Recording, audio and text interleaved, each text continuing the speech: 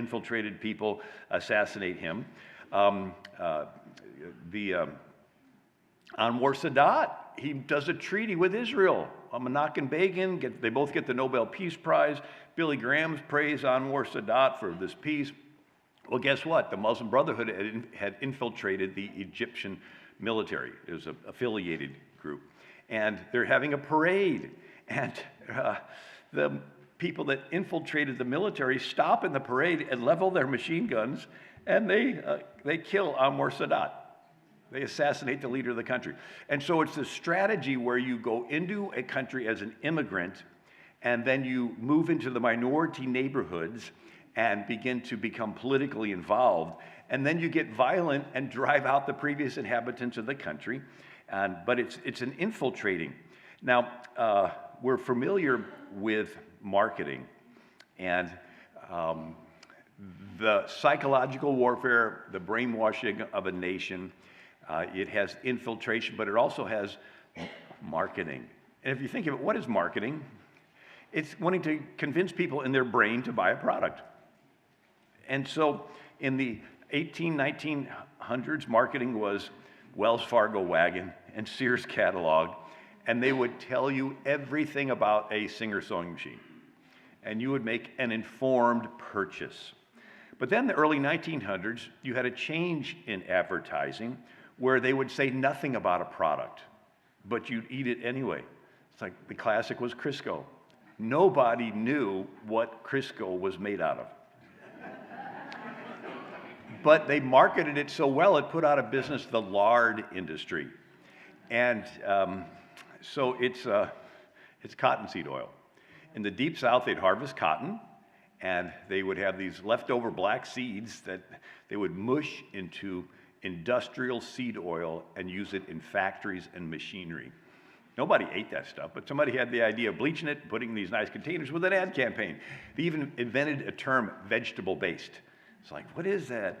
And so this understanding was people will buy something that they know nothing about if it looks like everybody's using it. And so this concept was, they did a cartoon in the New York newspaper, Keeping Up with the Joneses. You're buying all these products just because your neighbor has it. You don't know anything about it, you just want it. And the person that introduced this was Edward Bernays. He is the nephew of Sigmund Freud, the psychoanalyst that discovered what? That discovered we're social creatures, right? And we want to fit in, and we don't want to be rejected. Simple, but powerful. And so he writes a book called Propaganda in 1928, and he says, women think they're buying shoes. They're not. The shoes are picked out for them by the marketing executive who paid the actors to put them on, who paid the photographer to take the pictures, who paid the magazines to put those pictures in there, and the ladies see it and want it. And he says, women are controlled by this. And so he writes in his book, he says, a larger manufacturer of women's shoes has a popular actress where the shoes, the fashion spreads. The man who injected this idea into the shoe industry was ruling women in one department of their social lives. Today, the minority has discovered a powerful help in influencing the majority to mold the minds of the masses. They find in propaganda a tool which is increasingly powerful, regimenting the public mind. So Edward Bernays started marketing cigarettes, and it was a women's parade for suffrage, to vote, and he had a couple women stand there with cigarettes, and he took the pictures, and so he got all these women to smoke cigarettes. I mean, he was like brilliant in marketing because he realized that we want to fit in. And so he changed the name of propaganda to public relations. And he said, in almost every act of our daily lives, whether in the sphere of politics or business, in our social conduct, ethical thinking, we're dominated by a relatively small number of persons. It is they who pull the wires which control the public mind. Now, we're a country, in the Declaration, government from the consent of the governed, but what if you could engineer consent of the governed? So he writes a book called The Engineering of Consent. Manipulation of the opinion of the masses is an important element in democratic society.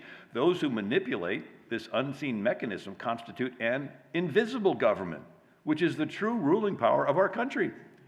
And so you you vote, but you vote based on what you read about the candidates. Well, who controls what you read? So if they can control that information. And he writes another book, Crystallizing Public Opinion, and then another book that Noam Chomsky writes, Manufacturing Consent. And so our country is controlled by laws. Laws are controlled by politicians. Politicians are controlled by voters. Voters are controlled by public opinion. And public opinion is controlled by media in the short run, education in the long run, and through the church. Now, in colonial America, there was just the church, right? It's been diminishing in its influence, but that's why they want to get it woke, because they know it still can influence people. And then the internet, because all of them use the internet nowadays to communicate. So whoever controls the internet and can infiltrate churches and make them woke, and infiltrate schools, and then infiltrate the media, they control what the people hear and know. And then based on what they hear and know, they form opinions, and then they vote based on their opinions, and then the candidates get in because they were voted in, and then the candidates make the laws, and then the laws control the country. So the battles for the mind. Judge Learned Hand said, the hand that rules the press, the radio, the screen, and the far spread magazine rules the country. Llewellyn Rockwell wrote, democracy has turned out to be not majority rule, but rule by a well-organized and well-connected minority groups who steal from the majority.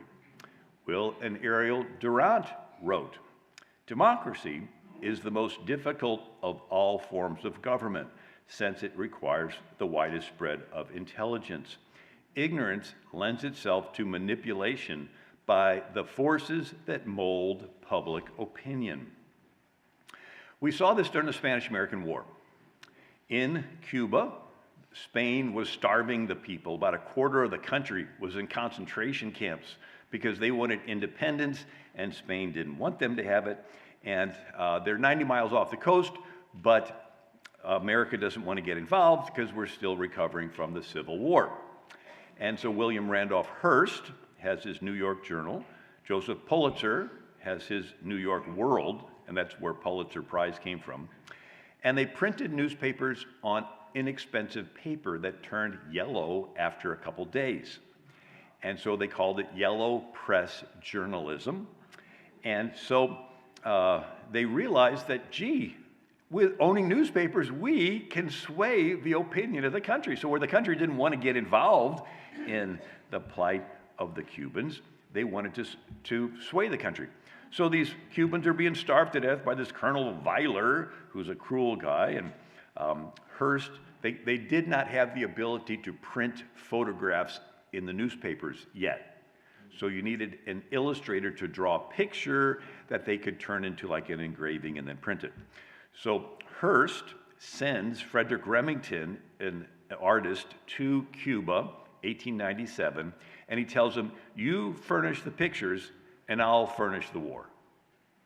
He had such confidence in his ability to take those pictures and keep putting them in front of the public, and then the public would be swayed, and the public would pressure the politicians, and then the politicians would get into the war. And so we have Oswald Spengler wrote, democracy has become a weapon of the moneyed interests. Now, I think it was good that we freed Cuba from Spain, and Cuba needs to be freed again. But it goes on to say, it uses the media to create the illusion that there is consent of the governed. So you will do what you see other people doing, and if they can create this illusion that it looks like everybody's doing something, you're going to feel a subconscious pressure to want to go along with the group. And he goes on, the press today is an army of carefully organized weapons, the journalists, its officers, the readers, its soldiers. The reader neither knows nor is supposed to know the role he's supposed to play. Democracy is often a government of wealthy elites. And then we have fear. So we have people doing what they see other people doing, but then another motivator is fear. So 1938, radio drama, War of the Worlds, Orson Welles. We interrupt this program to announce that New Jersey is being invaded by Martians. And they did this radio drama so convincingly that people believed it, and everybody in the country ran outside to look up for spaceships. And it was a phenomenon that was studied by psychologists, that you could, boom, get an entire nation. So now we realize you can motivate people through doing what they see others doing and fear. And so they had a whole series of psychological dramas that was all based on manipulating your perception. And one was the movie Gaslighting. And so Ingrid Bergman starred in it. And in it, she's the niece of a famous actress in London who had been given some jewels. The actress dies, and the niece, Ingrid Bergman, inherits the jewels and her flat, her, like apartment they have in London where they have all of them. And so everybody knows that there's jewels in there somewhere. And a guy befriends Ingrid Bergman and dates her and courts her and marries her. And then he would say, well, you go to sleep, I'm going to go smoke my pipe. And he would go out the house, walk around the block, climb up the fire escape, go on the roof, climb across the roof, open up the window, climb in the window, turn the gas lamp on in the attic to root around looking for jewels, because she had locked the attic because it was too emotional to go up there and look at it all. But whenever he turned the gas lamp on in the attic, the gas lamp in the bedroom got dimmer. And she would say, whenever you go for your walk, the gas light in my bedroom gets dimmer. And he goes, your eyes are playing tricks on you. You're seeing things. I think the stress is getting to you. I think you're too emotional. I think we need to take you to a psychologist and the psychiatrist. And they're about to lock her away in an insane asylum. And then he can root around for jewels all he wants. But a guy across the street notices whenever the light goes on in the attic, it's dimmer in her bedroom because there's only a certain amount of gas that comes into that flat. And then they arrest the guy and take him away. But it went into our vernacular, gaslighting. So psychology today says victims of gaslighting are systematically fed false information that leads them to question what they know to be true. They end up doubting their memory, their perception, even their sanity. And so it's usually like terrible people that want to, get a girl, and tries to mess with her mind. But it's done on a nationwide basis. So during World War II, this ability to manipulate perception, you have Army and Air Force Motion Picture Service. I'm serving in the Army. What are you doing? Was it for entertainment? No, they knew that they wanted to move the country to be mobilized for a war. I met a guy years ago that he had 1940s, went to the movie theater and saw the movie of the young guy volunteering and becoming a real good soldier and winning and then coming back and being the hero. And he went out and all these guys are signing up at the recruitment table in the lobby of the movie theater. Now, it was for a patriotic purpose because there really was a Nazi threat, but they realized that you can sway people through media. Well, guess what? The Nazis studied Edward Bernays. And the Nazi minister of propaganda, what a title, was Joseph Goebbels. And he said, okay, people will do what they see other people doing, and people will be motivated by fear, so let's combine them. And let's put all the people together, 100,000 of them, in a coliseum in Berlin, and they would begin with the atmosphere of war. They would begin to give the Hitler salute in the front, and it would work its way back like a wave at a football game. And it would be getting closer to you, and then you'd feel pressure to give it, and somebody would see you give it, and they'd feel pressure to give it, and everybody would leave the stadium saying, well, I guess everybody's in on it because I all saw them, saluting. It was a manipulation of public perception. Goebbels says it is the absolute right of the state to supervise the formation of public opinion. Think of the press as a great keyboard which the government can play. Now, cities. Polis means city, politics is the business of the city, and you have these Greek cities with no king. And so if you have an agenda in the city of Athens, how do you push your agenda? There's no king. And that's when they invented theater.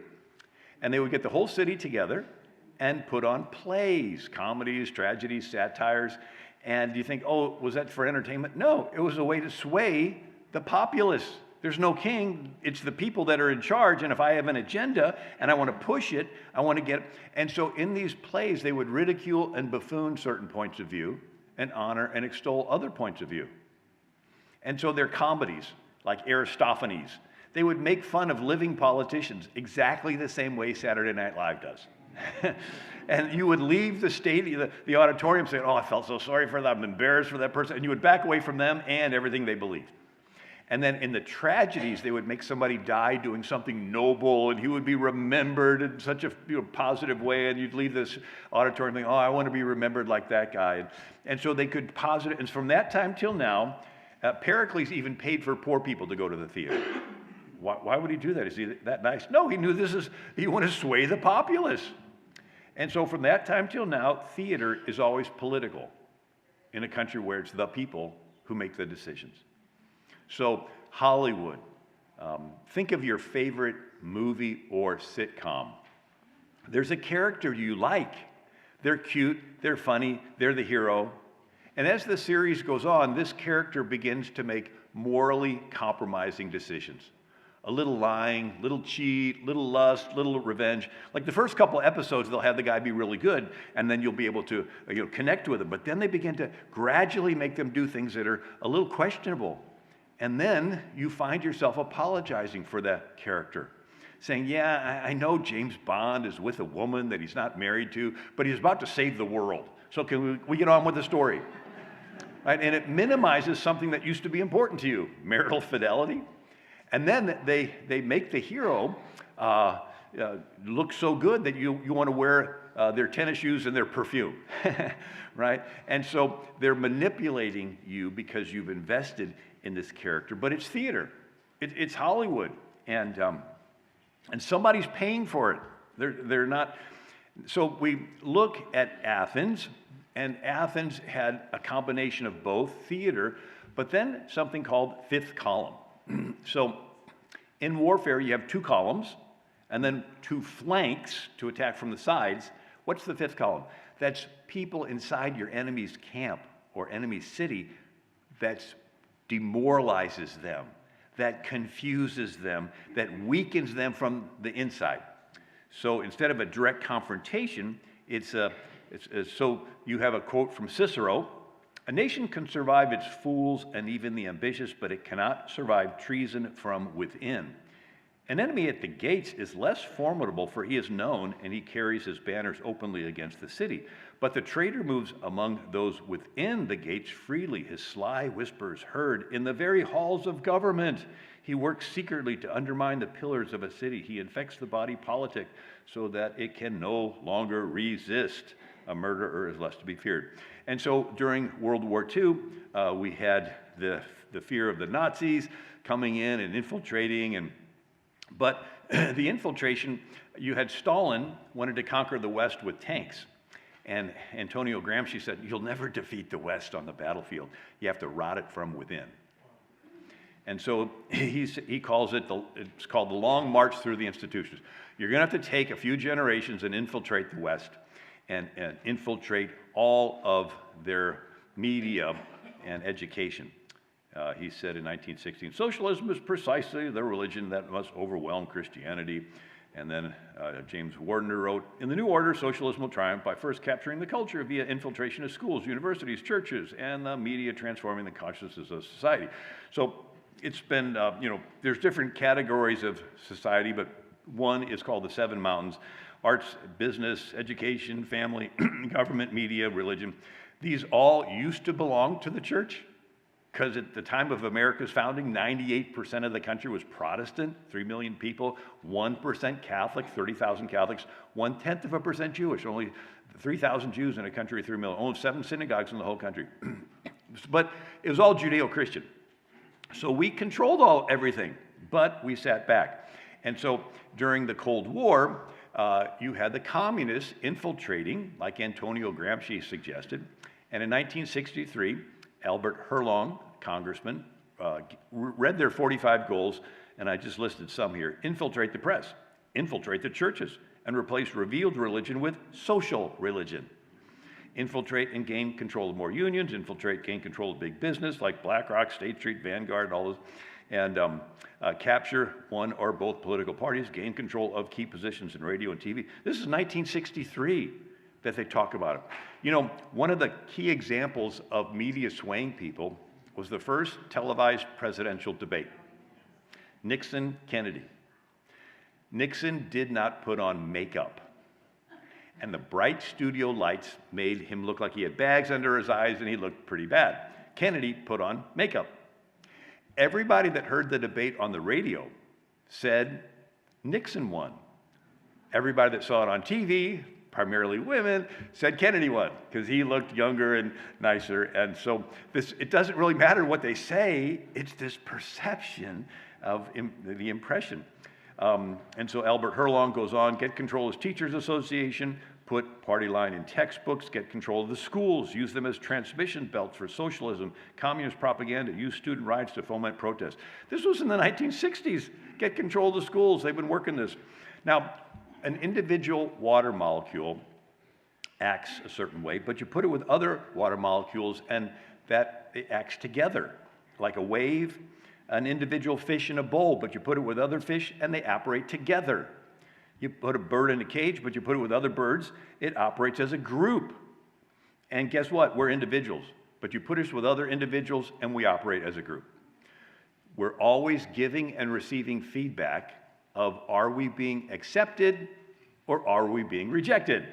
You're constantly saying stuff, I'm going to be rejected. Are they receiving or are they rejected? And so this is different. So most of the world is what's called honor-shame culture. That you will do what you have the group honors you for, and you will not do what the group shames you and ostracizes you and ridicules you for. And this is different than the Bible. The Bible says you're not supposed to care about the group. And so they manipulate the desire to fit in, and it's been going into the classrooms. And so it's called social emotional learning or behavior modification. And it is taking all of what I just explained to you and applying it to little innocent kids. And Alinsky said, ridicule is man's most potent weapon. Nobody wants to be left out of the party and not put on the team. And everybody wants to be picked. And so you think of Disney. Here is billions of dollars worth of product. Frozen t-shirts, frozen pajamas, frozen Band-Aids, frozen lunchboxes. A lot of product, a lot of money's being changed hands, and it's all based on what? Convincing a child to want something. Billions of dollars, and it's all based on what can we do to get a little child to want something. And children will do what they see other people doing. They see all their friends at school wearing these kind of tennis shoes, and they say, I want this kind of cereal at the grocery store. And so now they've weaponized it. It's called the pyramid of oppression. And they teach this in the classroom. The top of the pyramid are the cisgendered. That's their term for somebody who believes there's a male and a female. They're the oppressors. They're on the top of the pyramid. They're the oppressors. Everybody else down the pyramid, asexual, bisexual, homosexual, pansexual, transsexual, they're being oppressed by the oppressors. And then they ask the kids, which one are you? Well, none of the kids are going to pick the oppressor, so they'll pick anything else. And you look at it, here's Maryland Public's largest school district sees a 500% increase in non-binary trans students. Trans-identifying students increased 991% in 2 years in wealthy DC suburb. Here's one, 1,800 students at UC Davis identify as trans, non-binary. Here's one, unprecedented 5,000% surge in trans teens. I just read that the Generation Z, I guess what they call the younger ones, a quarter of them are now identifying as LGBTQ. In just 4 years of this being taught in schools, it works. Kids want to fit in. They don't want to be rejected. They've weaponized it. And if somebody comes out as a trans, they celebrate it. And then if somebody's against that, they're implicitly saying, you're the intolerant one. And the other thing they do in school is deconstruction. It's where you portray the past negatively until the kids emotionally detach from them. Then you get them into a neutral where they don't remember where they came from, and then you portray the future positively. It's a sales technique. If I was a toothpaste salesman, the first thing I do is tell you negative things about the toothpaste you're currently brushing with. You're still brushing with that stuff? Haven't you read it'll eat the enamel off your teeth? You're like, you're repulsed by it. Now I have you in a neutral, you're open-minded. What are all the toothpastes out there? Then I give you my pitch for this brand new tartar-controlled breath freshener toothpaste. So it's sort of a drive neutral reverse. So they go into the classrooms and they tell the kids the founders were all slave owners and chauvinists and took land from Indians and they were bad, bad, bad. Forget the fact they gave you a country where you're in charge, because the word citizen means co-king, right? Forget all that. They're all bad, and the kids are like, ooh, they're bad, and I'm going to detach from them and everything they did. And then now the kids are in a neutral. And they're saying, okay, we're going to have comparative religion class, and we're going to talk about Islam, and we're going to talk about, and we just don't have time to get around to Christianity. And then they portray the future positively and push their socialism, their LGBT, trans, and Islamism, and so forth. And so Europe went through this. It went through 1,000 years of Catholic cathedrals, Protestant Reformation, and Jewish neighborhoods. And then it went into a secular Europe with free sex, anything goes, John Lennon, imagine there's no heaven. And now it's turning into Sharia socialist Europe, with Muhammad being the #1 name for newborns. And so this destroying of the past started with the French Revolution. They tore down statues of good King Henry IV, who tried to patch up Protestants and Catholics. They dug up the grave of Saint Genevieve and trashed it. She lived in the 450s, and she got Paris to fast and pray, so Attila skipped sacking Paris. I mean, during this French Revolution, they wanted to destroy history because they wanted to do something new, right? And China did this. So 3rd century BC, the Warring States period, half a dozen kingdoms fighting. One guy wins, Qin Shi Huangdi, and he unifies China. And he gets criticized for doing things differently than they had been done for centuries before. And he got tired of being criticized. So he decided to destroy all records of how things were done before. And he burnt tens of thousands of bamboo annal books. He wanted to get rid of history. His chancellor, Li Si, 213 BC, writes, I, your servant, propose that all historians' records other than those of Qin's be burned. If anyone under heaven has copies of the classics of history, they shall deliver them to the governor for burning. Anyone who dares discuss the classics of history will be publicly executed. Anyone who uses history to criticize the present shall have his family executed, and anyone who has failed to burn the books after 30 days of this announcement shall be sent to build the Great Wall. It's sort of like a censorship. Like in Germany, they're doing censorship, in England and China. And so Mao Zedong, when he took over, he did the same thing that Qin Shi Huangdi did. And it's called the Cultural Revolution. Not just a revolution, cultural. He destroyed 5,000 years of Chinese culture. And he burned the great gates of Beijing, destroyed the oldest Buddhist temple in China. And so this idea is that you ridicule people that have any Western learning and publicly shame them. And then Pol Pot did the same thing in Cambodia. He went so far as to say that 1975 was the new year zero.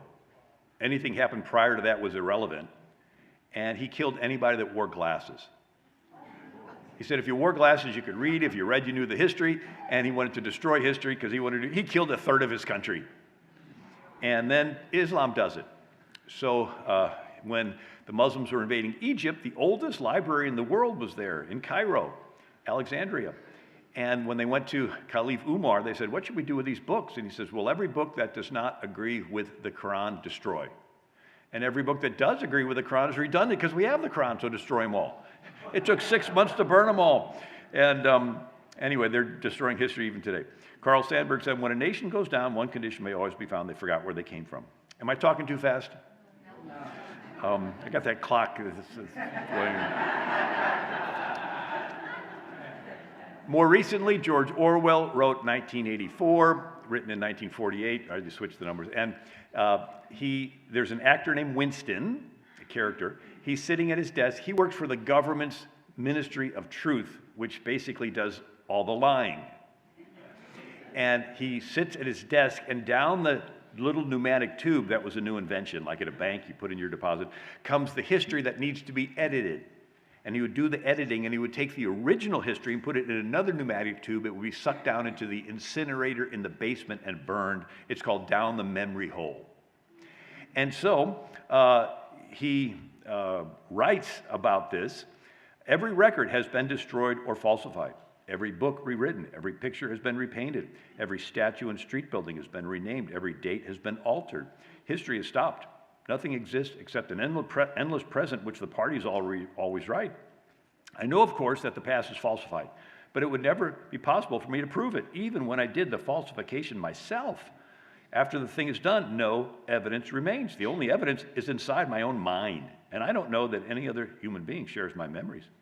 Everything faded into mist. The past was erased. The erasure was forgotten. The lie became truth. If there's no God, why tell the truth? Your agenda becomes, right? Saul Alinsky, your agenda is the truth. And so you want to do anything you can to achieve, because if there's no God, there's no right and wrong, and you just want to do whatever you want. And so, so here we have the government spending money to study disinformation, and there's more there. I'm going to skip past some stuff. So now it's called the 1619 Project, Howard Zinn, and People's History. And it's all to portray the past negatively so the students will detach from it so that they can pull them into whatever socialist future they have. You have the color revolution. So after World War II, countries in Europe were free, and they formed republics and elected leaders, and they were trying to dig themselves out of the World War II. But the Soviets didn't like that. So they send in agents to do what's called critical theory. You spend a little time and just live amongst them and observe all the groups.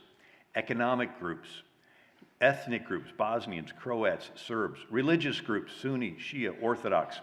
And you classify them, some as victims, some as oppressors, the haves and have-nots.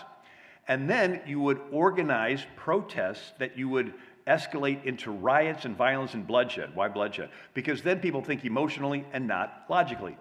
And then you co-opt the media and channel all that emotion to blame the leader of the country for all the problems. And as people read it and blame the leader, the leader's popularity falls. And then they can do a coup or a rigged election and replace the leader with a Soviet puppet. And then the rioting suddenly stops. And everybody's happy until the dust settles and they realize they just became a satellite of the Soviet Union and they lost their freedoms. And so with this co-opting of the media, we had our CIA doing what was called the Mockingbird Project. And Alan Dulles was the head of the CIA, and he had 400 people in the mainstream media that the CIA would feed stories to, and to sway the public to adopt whatever agenda. So Carl Bernstein, Watergate reporter, Rolling Stone magazine, 1977, front page article, the CIA and the media, and he talked about these influencers. They disbanded it supposedly, but Obama brought it back with an executive order. We're hearing executive orders, but this was his. Using behavioral science insights to better serve the American people. What's behavioral science insights? It's PSYOPs. This authorized him to bring back the Mockingbird Project, to have the government realize that we're social creatures and we'll do what we see other people doing, and so the government can control the media and cancel the voices that they don't want. Why? Because they want to sway the public into adopting their agenda. And then he signed the Countering Foreign Propaganda and Disinformation Act, which allowed him to decide what information is disinformation and what's not. Under cover of Christmas, Obama establishes controversial anti-propaganda agency. It says, before the 2016 Christmas holiday, President Obama quietly signed the 2017 National Defense Authorization Act. Deep within the act is a controversial position called Countering Foreign Propaganda and Disinformation, which establishes a global engagement center under the State Department and consolidates the power of several federal broadcasting entities. The consolidation of power creates some concern regarding journalistic independence and credibility of media outlets. So, Mike Waller wrote a book, Big Intel, how Cold War heroes became spy villains, how the left subverted the CIA and the FBI. The dramatic story of the Cold War heroics of the CIA, right? Because they were helping to overthrow countries. So our CIA did the KGB thing in reverse because we didn't want countries to be in the Soviet orbit. So we would have them infiltrate countries and do crisis and then co-opt the media to blame the leader, and then we would get rid of the leader. But it says, the dramatic story of Cold War heroics of the CIA followed by its slide into Marxist influence and deep state dysfunction. Once upon a time, the FBI and CIA fought America's enemies at home and abroad. Now they are tools of the growing police state, attacking the left's political enemies, spying on ordinary American citizens, even parents who push back against radical public schools. How did we get here? And then Google agrees to pay $110 million to do what? To fund local newsrooms. So now they want to take their PSYOPs into your little local newspaper. And anyway, TikTok, and I thought this was an interesting scripture, 1 Kings 22. And Ahab, the king of Israel, had Jehoshaphat, king of Judah, come up. And he says, wilt thou go with me to battle at Ramoth Gilead?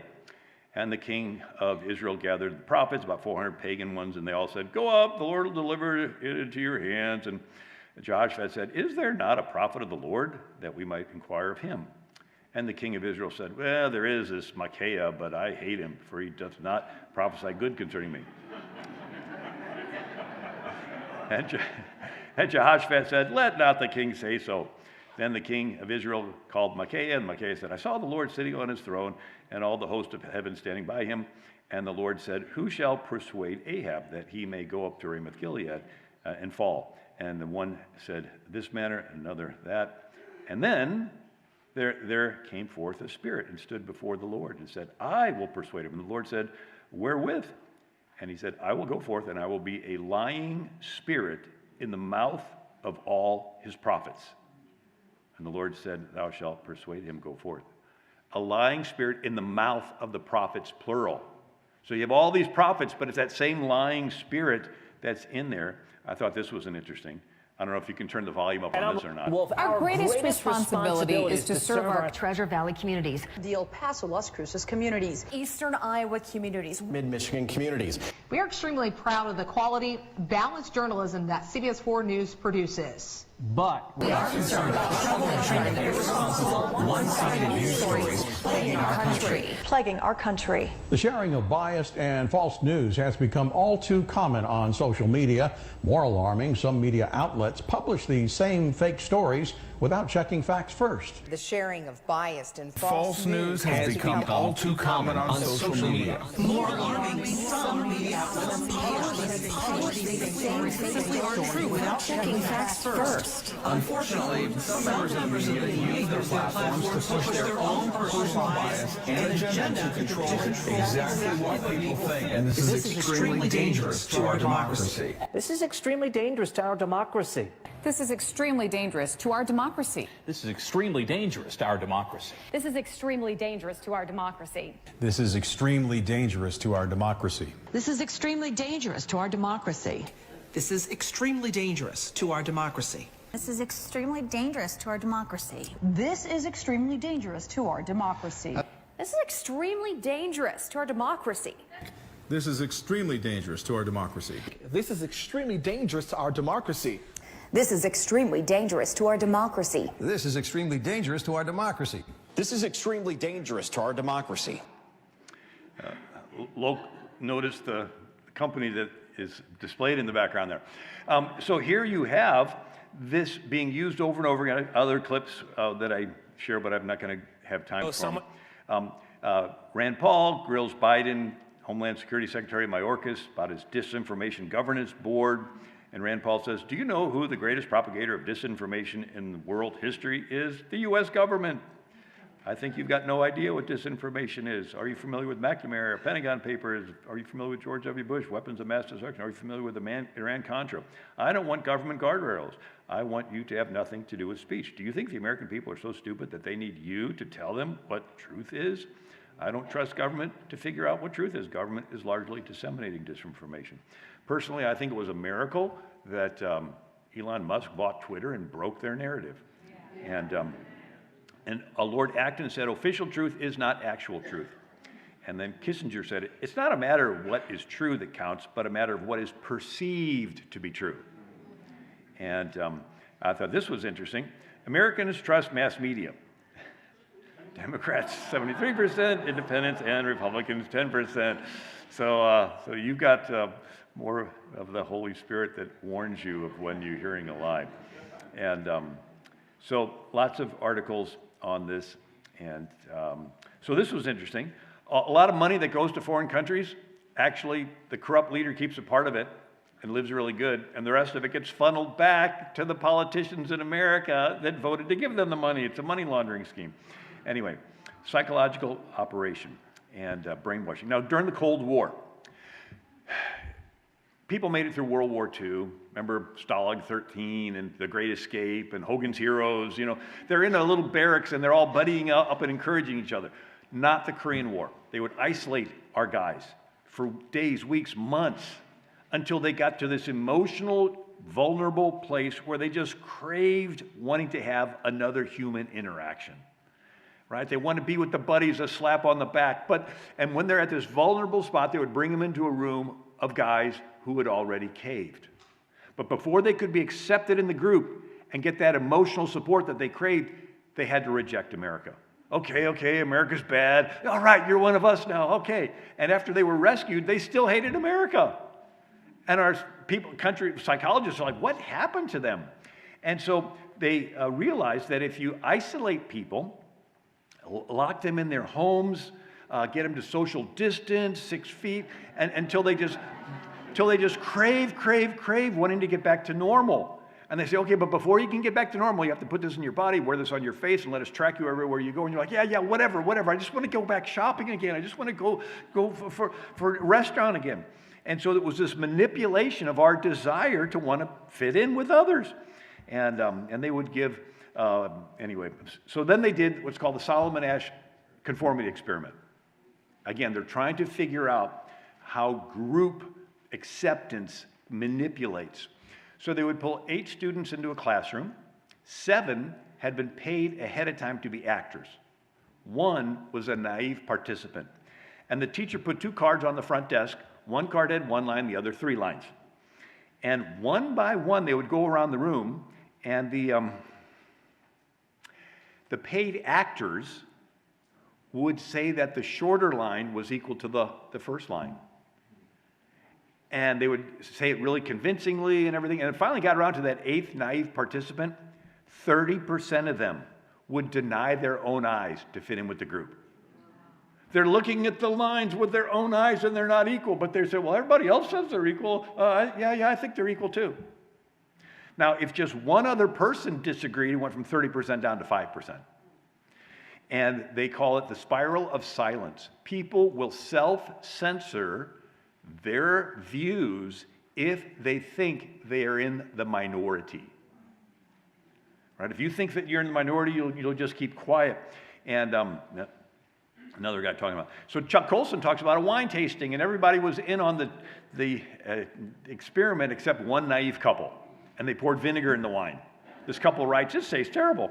But then they go around the room, and everybody else says, "Oh, it was robust. It was great." And this couple scratched out what they wrote, and they agreed with the group. "Oh, yeah, it tasted really good." And then when somebody said all they did was pour vinegar in the wine, the couple that changed their views criticized the person for saying they poured vinegar in. And it's a phenomenon called false enforcement. Once people buy into the lie, they will help enforce that other people buy into the lie. Like, I don't know why I'm wearing this on my face, but I'm going to pull up my camera. You don't have it on yours, right? And so you get the little electrons lined up, and they'll put pressure on the rest of them. And so, Exodus 23, neither shall you follow the multitude in doing evil. So here they are saying there will be a multitude, and they will be doing evil, and you're supposed to be the stick in the mud. The whole human experience is a choice. Now, I'll talk about it other times, but you have all of creation, and God has everything run by rules, and we're the only ones with a free will, and He made us for fellowship. He made us to love Him, but there needs to be the choice not to love Him, for the choice to love Him, to be the choice to love Him. And so it's called the forsaking of all others and choosing the one. And I'm going to do one other experiment. I got 3 minutes left. So after the Holocaust, they're like, are all the Germans bad? And then they did this one experiment. And a decade earlier, ecologist Stanley Milgram had also looked at how we respond to authority. Yale. In order to understand how people were induced to obey unjust regimes and participate in atrocities such as the Holocaust, he set up an experiment. Volunteers were told they were taking part in scientific research to improve memory. Would you open those and tell me which of you is which, please? Teacher. Learn. Teacher. Separated by a screen, the teacher would ask the learner questions in a word game and administer an electric shock when the answer was incorrect. He was told to increase the voltage with each wrong answer. Cloud, horse, rock, house. Answer. Wrong. 150 volts. Answer, horse. Experiment, that's all. Get me out of here. Get me out of here, please. Continue, please. Go right on. I refuse to go on. Let me out. Refuses to go on. The experiment requires you continue, teacher. Please continue. Participants didn't know that the learner was really an actor, and the so-called shocks harmless. You're gonna get a shock. 180 volts. I can't stand the pain. Let me out of here. Can't stand it. I'm not gonna kill that man there. I mean, who's gonna take the responsibility if anything happens to that gentleman? I'm responsible for anything that happens here. Continue, please. All right, next one. Slow. Walk, dance, truck, music. Two-thirds of volunteers were prepared to administer a potentially fatal electric shock when encouraged to do so by what they perceived as a legitimate authority figure. In this case, a man in a white coat. 375 volts. I think something's happened to that fellow in there. I don't get no answer. He was hollering for less voltage. Can't you check in and see if he's all right, please? Milgram's findings horrified America. They showed that decent American citizens were as capable of committing acts against their conscience as the Germans had been under the Nazis. So people will do what they see somebody in a lab coat telling them to do.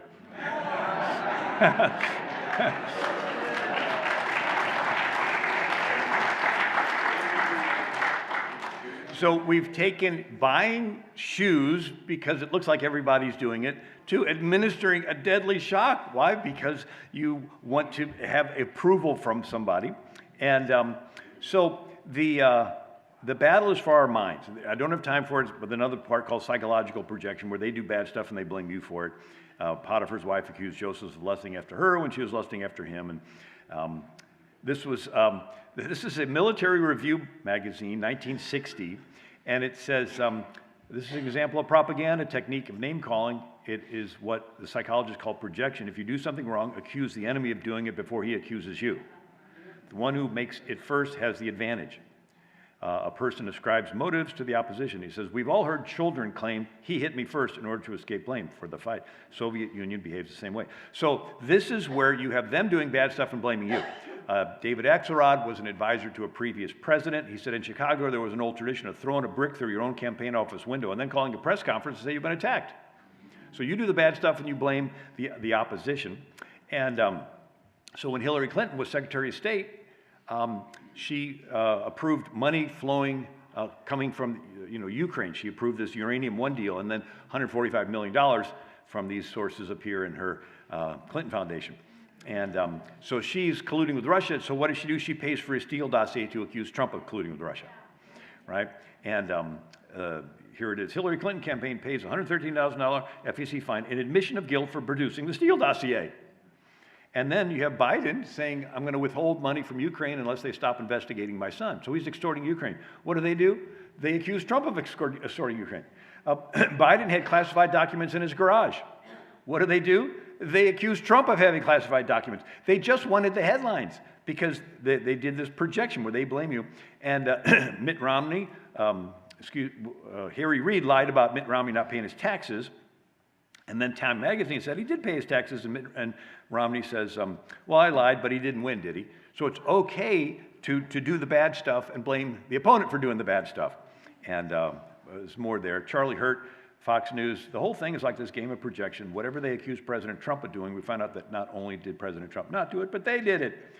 Elon Musk, they deflect attention away from themselves. It's sort of like a preemptive moral strike. Those who are saying that Trump is a threat to democracy are themselves actually the threat to democracy. And Nancy Pelosi called it the wrap-up smear.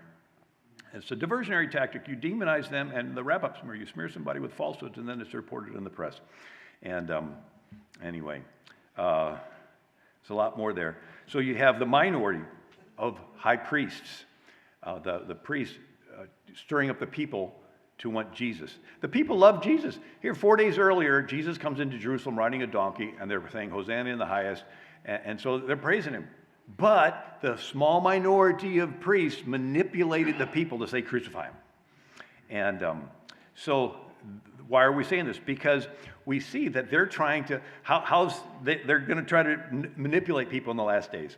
You know, there's the story of King Zedekiah, and he's bad. And Jeremiah says, if you surrender to the king of Babylon, Jerusalem's going to be spared.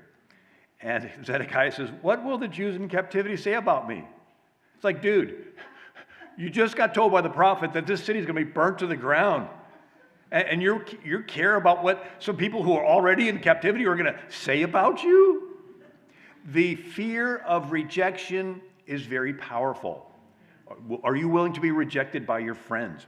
It says, some were going to follow Jesus, but they didn't confess him publicly, lest they should be put out of the synagogue, for they love the praise of men more than the praise of God. And so Peter's with a group around a fire, and a girl gets in his face and says, you were with Jesus. And you can just picture Peter looking around the fire, and everybody's eyeing him, and he realizes he's about to get kicked out of this group. No more acceptance. And he says, I never met the guy. It's like, that's it? You were with him for 3 years, and you denied him that quick? It's really a power that exerts itself, that we want to be part of a group. We do not want to be kicked out of a family group, a cultural group, any type of group. But after the resurrection, Peter's filled with the Holy Spirit, and they say, we gave you strict orders not to teach in his name, the Sanhedrin. And Peter said, we must obey God rather than men. Suddenly, Peter doesn't care about being kicked out of a group. What happened to him? Right? He's filled with the Holy Spirit. And so when everybody's kneeling in protest to the flag, this Giants pitcher, James Coonrod, was the only one not to kneel. Afterwards, they asked him why. He says, I'm a Christian, so I just believe that I can't kneel before anybody besides God. It's only when you have a relationship with God can you not care about group pressure. Jonathan Isaac, I met him. He's the only player not to kneel in protest to the flag. And afterwards they asked him why. He goes, all lives are supported through the gospel. Everyone's made in the image of God, and we all share in his glory. And so this idea of, do we want the approval of man or the approval of God? All of humanity, why did God make us? Well, for a relationship. And so there has to be the choice not to have the relationship for the choice to be a choice to choose him, right? For the forsaking of all others and choosing the one. And I'm skipping past stuff because of time. So, movies. Romance movies builds up to this moment of forsaking of all others and choosing the one. I think God is pushing the world to a decision-making moment. And what's the choice? Do you want to be accepted by the group? Do you want to be accepted by God? He set up this thing. And so the group gives you this group acceptance, but what's the state? The state is a weaponized group, saying if you don't cave to the government, then you're going to have all this bad stuff happen to you. And so God is putting us into a position where we have to make a choice. Do we want to be accepted by the group? If you want to be accepted by the group, the goalposts are constantly moving. And they're going to take you like, the J.K. Rowling, the Harry Potter author, and for the longest time, she was like, she's pushing stuff that's maybe not as biblical. Well, she stood up for man and woman. Well, guess what? The left dumped her, right? It's moving goalposts, and it's going to take them all the way to hell. And all the way to say, well, you got to accept Satan, well, if the group says so. And then there's those that says, I'm sorry, this far, no further. I'm going to say no to the group. And I may lose my friends. I may have people block me. But all I care about is Jesus. Amen. Anyway, thank you so much.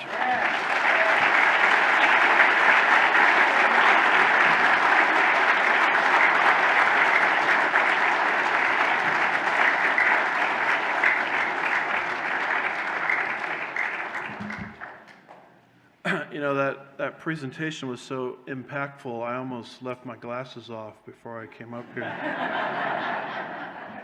So thank you, Bill. Let's give him another round of applause.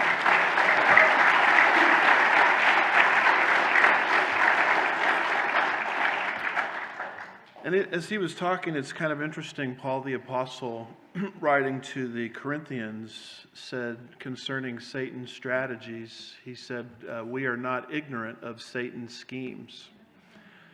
And I think what you just heard there is Bill just laid bare Satan's schemes. That's why our culture is in the direction it's moving in. So we're going to take a 15-minute break. Hope to see you back at 9:25. Olam worship will start us off, and then we'll move into a presentation from Olivier Melnick. Have a great time at the book table.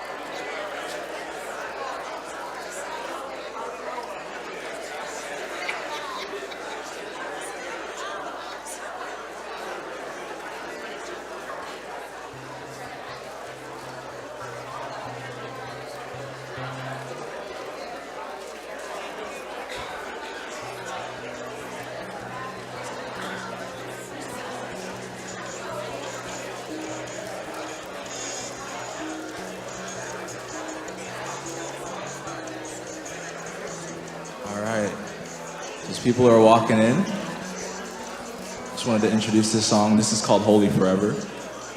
And it's just a beautiful sound when you hear believers congregated together to worship God. But one day we're going to be doing it with saints from the past and saints from the future. So what a glorious day that's going to be, right? We're all praising God. And the thing we're going to sing about is His holiness. God is love, God is merciful, but we're going to be singing about His holiness forever. So as people are walking in, let's go ahead and rise and sing the song Holy Forever together.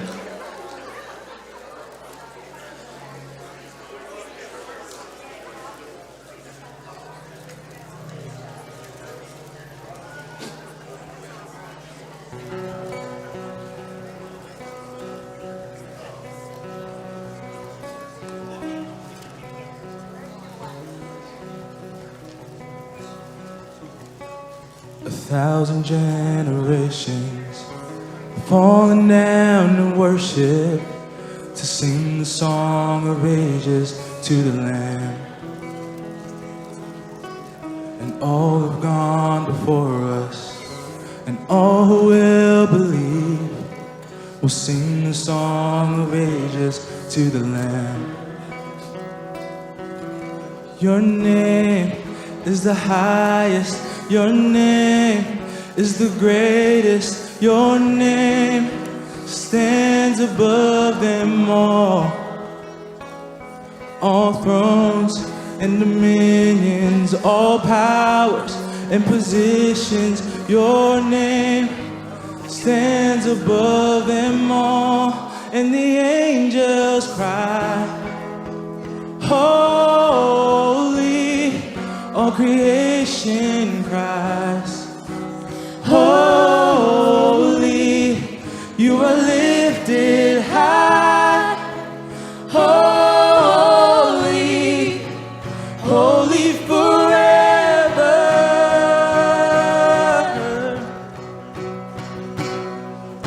And if you've been forgiven, and if you've been redeemed, sing the song of ages to the Lamb. We sing, we sing. And if you walk in freedom, and if you bear His name, we sing the song forever to the Lamb. Oh, we'll sing the song forever and amen. And the angels cry, holy, all creation cries, holy, you are lifted high, holy, holy forever. Hear your people sing, holy, to the King of Kings, holy, you will always be. Holy, holy forever.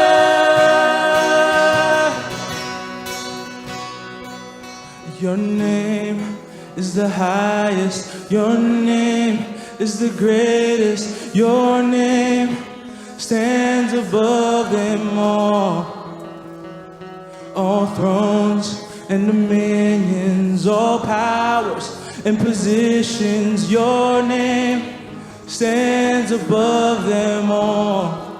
Jesus, your name is the highest, your name is the greatest, your name stands above them all thrones and dominions, all powers and positions. Your name stands above them all, and the angels cry, holy, all creation cries, holy, you are lifted high, holy, holy forever. Hear your people sing, holy,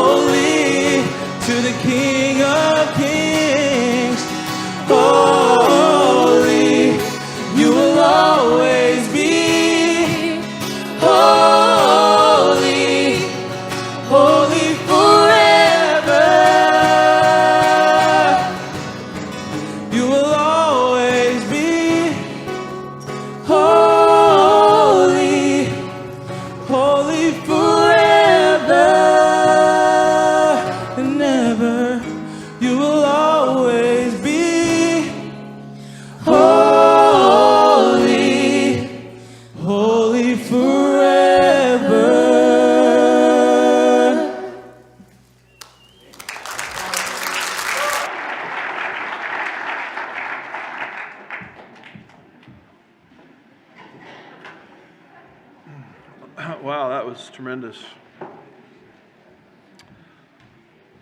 Well, our next speaker is Olivier Melnick. He's become a very close personal friend of mine. I don't know if he wants to claim me, but I'll claim him.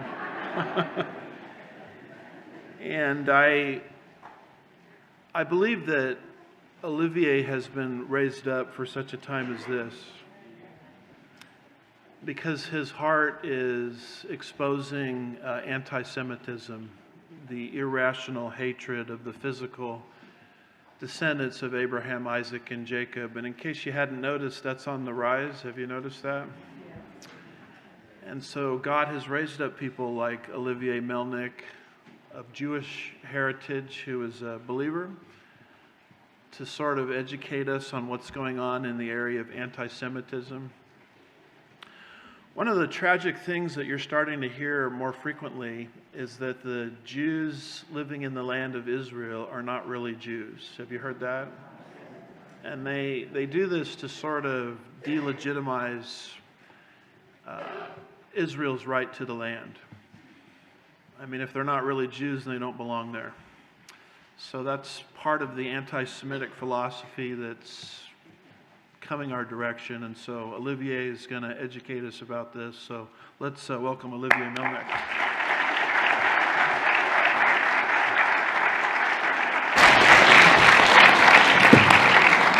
Good morning, Shabbat Shalom. Good morning. So I'm going to have two messages today, and as always, I always bring the good news. What is it? 1, 2, 3, start the clock. Okay. Good morning. So I always bring you the bad news. The Jews. We're gonna take over the banks. We're gonna take over the world. We're gonna take over everything. And so we're gonna talk about that today. But there's one thing that I think we Jews are kind of good at is connecting and networking with people. We like to talk. We like to schmooze. And so we always we like to connect with people. So there's these two Jewish friends, David and Shlomo. And David is, I guess I can't move there. I got a anti-Semitic microphone. So David and Shlomo are getting together, and they always like to kind of, challenge each other. So Shlomo says, "Hey, listen, you want to play the game?" He goes, "Yeah, I want to play the game." So David goes, his name is David Bernstein. He goes, "David, Shlomo, I want you to think of 3 people that you think I don't know, and I'm sure I know them." And he goes, "Oh, really?" He said, yeah, okay. All right, first one, Harrison Ford. I goes, "Oh, gosh, that's so easy." He calls on the phone. He goes, "Hey, Harry, it's David. Hey, David, how are you doing? Oh, I cannot forget the last time I came to your house. The barbecue was awesome. Let's get together soon." Click. So his friend goes, "So, you can do better than that?" He goes, all right. President Trump. He goes, "Really? Okay." Donald. It's David. David, we're still waiting for you to come back to Mar-a-Lago. When are you going to come for dinner? Click. So he said, "You got one more chance. One more chance." So Shlomo thinks, and he goes, "Oh, they're 2 Jews, So he goes, "I got it. The Pope." He's thinking, his friend's Jewish, So he goes, "All right, okay, let's get on a plane. Let's go to Vatican." So they fly to Vatican. And they get there, and it's the time on Sunday morning when the Pope's going to come on the balcony and do the Mass and everything. So David says, "Shlomo, you stay in the crowd, and you watch on the balcony. I can't take you with me on that one. You understand? You watch. I will be coming with the Pope on the balcony." Come on. He goes, "Just watch." So Shlomo's waiting, and all of a sudden the Pope comes in, and right next to the Pope, there's a cardinal, and right on the other side, there's David. And Shlomo's looking, he's going like, "Oh my gosh." And then all of a sudden this person next to him goes, "Excuse me, I need your help here. Could you help me?" And Shlomo goes, "Sure, okay, what do you need?" "Could you tell me who's the guy in white next to Bernstein?" Okay. All right. So it's who you know. All right. So I want to tell you a little bit about Shalom and Messiah. This is the ministry that we are that we started about a year ago, and it was really started by two people, myself and Doug Gilmore. Raise your hand. Doug is right here. He's my VP of Operation. Make sure you come visit and say hi to Doug at the tables. We basically, as it says on the screen, we exist to expose and fight anti-Semitism, equip and mobilize Christians, and lead Jewish people to the Messiah. That QR code will come back at the end of the presentation. If you want to snap it right now, you can. This is the only time in church that you will hear me say, pull out your phone and use it. But silence it at the same time. That QR code will take you to our website where there's a lot of different things you can get, including the notes for this message and the message for this afternoon. So if you want to get the notes, there's a lot of information. By the way, I think that Bill Federer's presentation has more slides than the entire computer of mine with all my presentations put together. Amazing. We brought some books with us. Most of these are on the back table. So again, make sure you come visit and say hi to us. They're also all on Amazon. We are on YouTube, Facebook, Instagram, and Twitter. And two different YouTube channels. This one on the screen, which is the Shalom and Messiah Ministries, where we put all the interviews and the teachings and the commentaries, as well as this new series that I started called Fib or Fact. When I ask a question and I respond within 3 to 4 minutes, is it true, is it not true? And there are great little videos you can send people on topics that are important to address.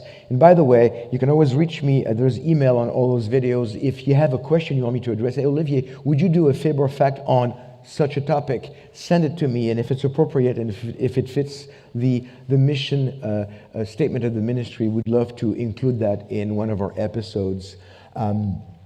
Also, there's another website, another YouTube channel, which is the Olivier Melnick's devotional. This is where I put my daily devotional Monday through Friday, 1 minute, 1.5 minute daily devotional on a couple of verses. And you can sign up for all this through that QR code that you will get again at the end of the presentation. And they're also on the book table. We have those QR codes. So if you miss them on the screen, now you have no excuse. You've got to come to the table. I'll do anything to sell a book. Refuting 3 lies against the Jews, 3 conspiracy theories.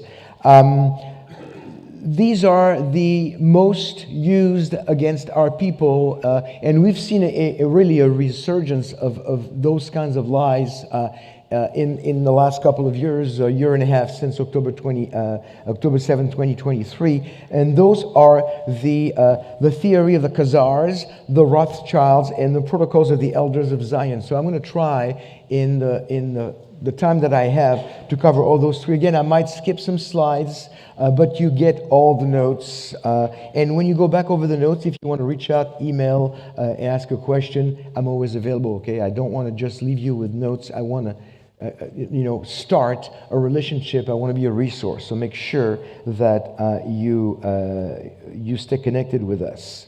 So the Khazars. Who has never heard the word the Khazars?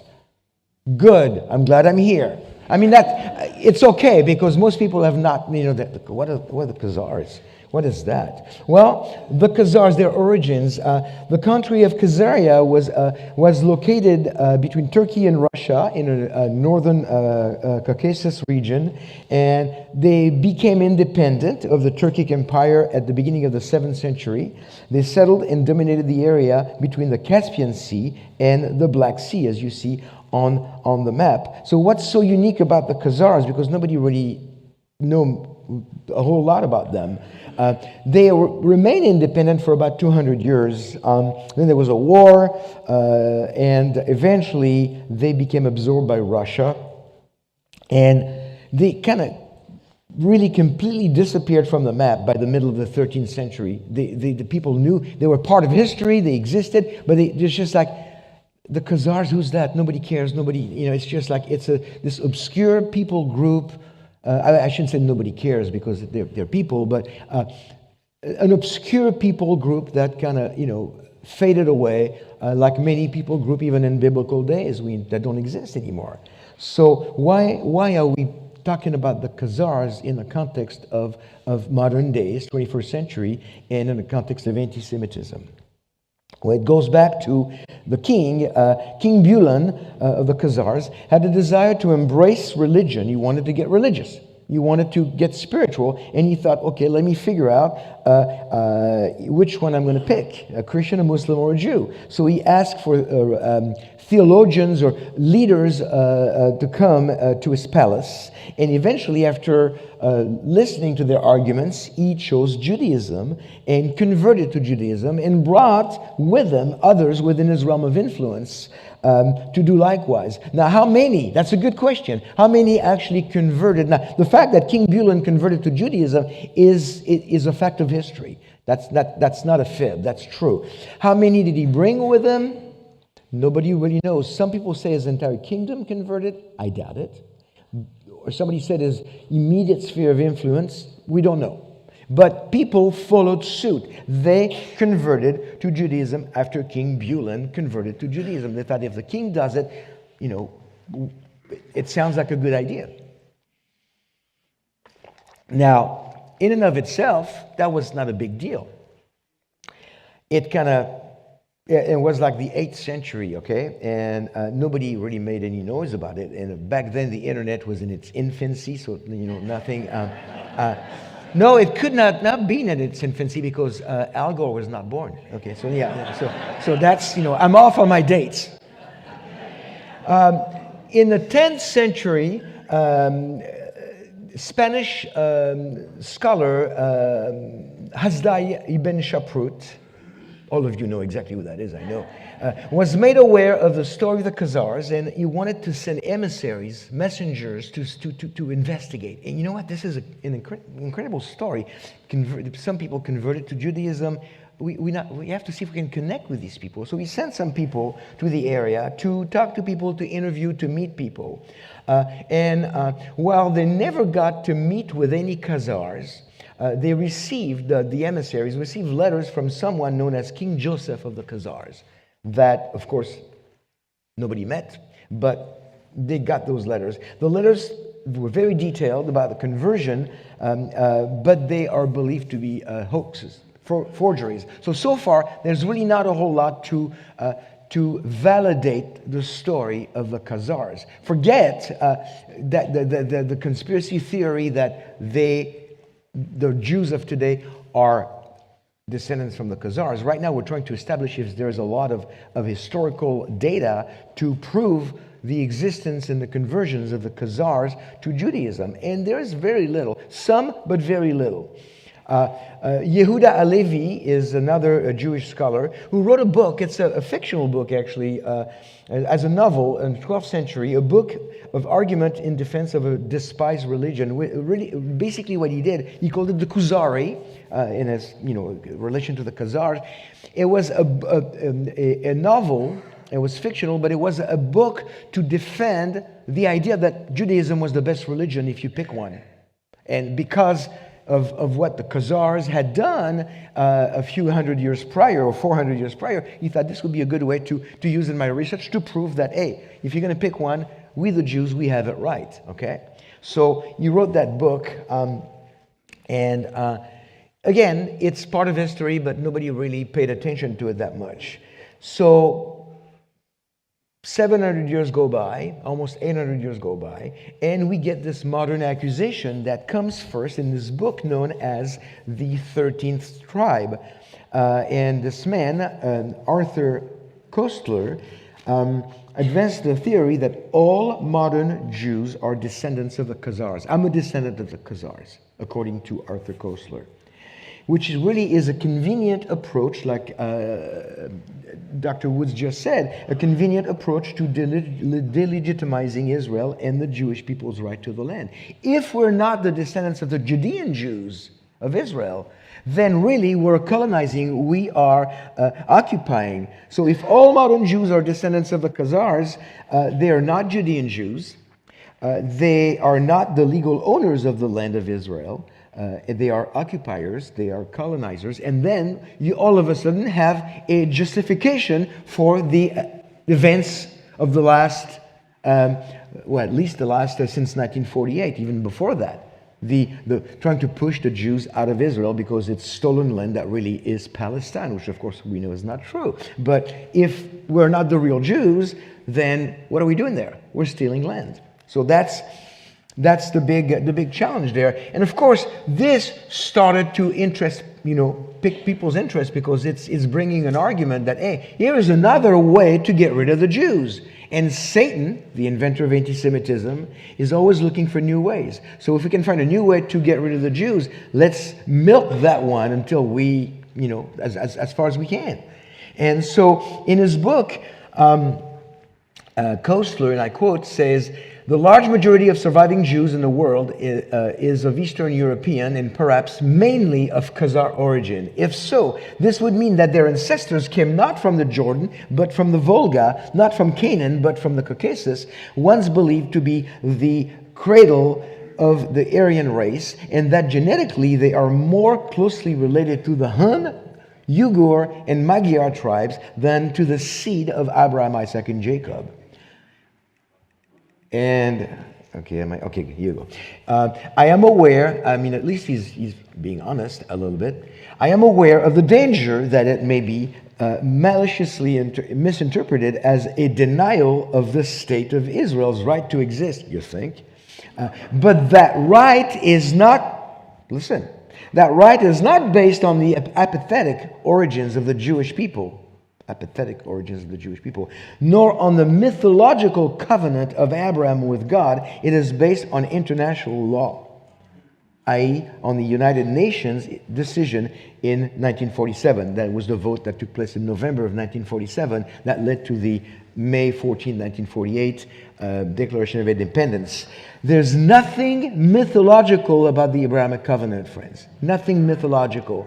It's the Word of God, every single word of it. It's the truth.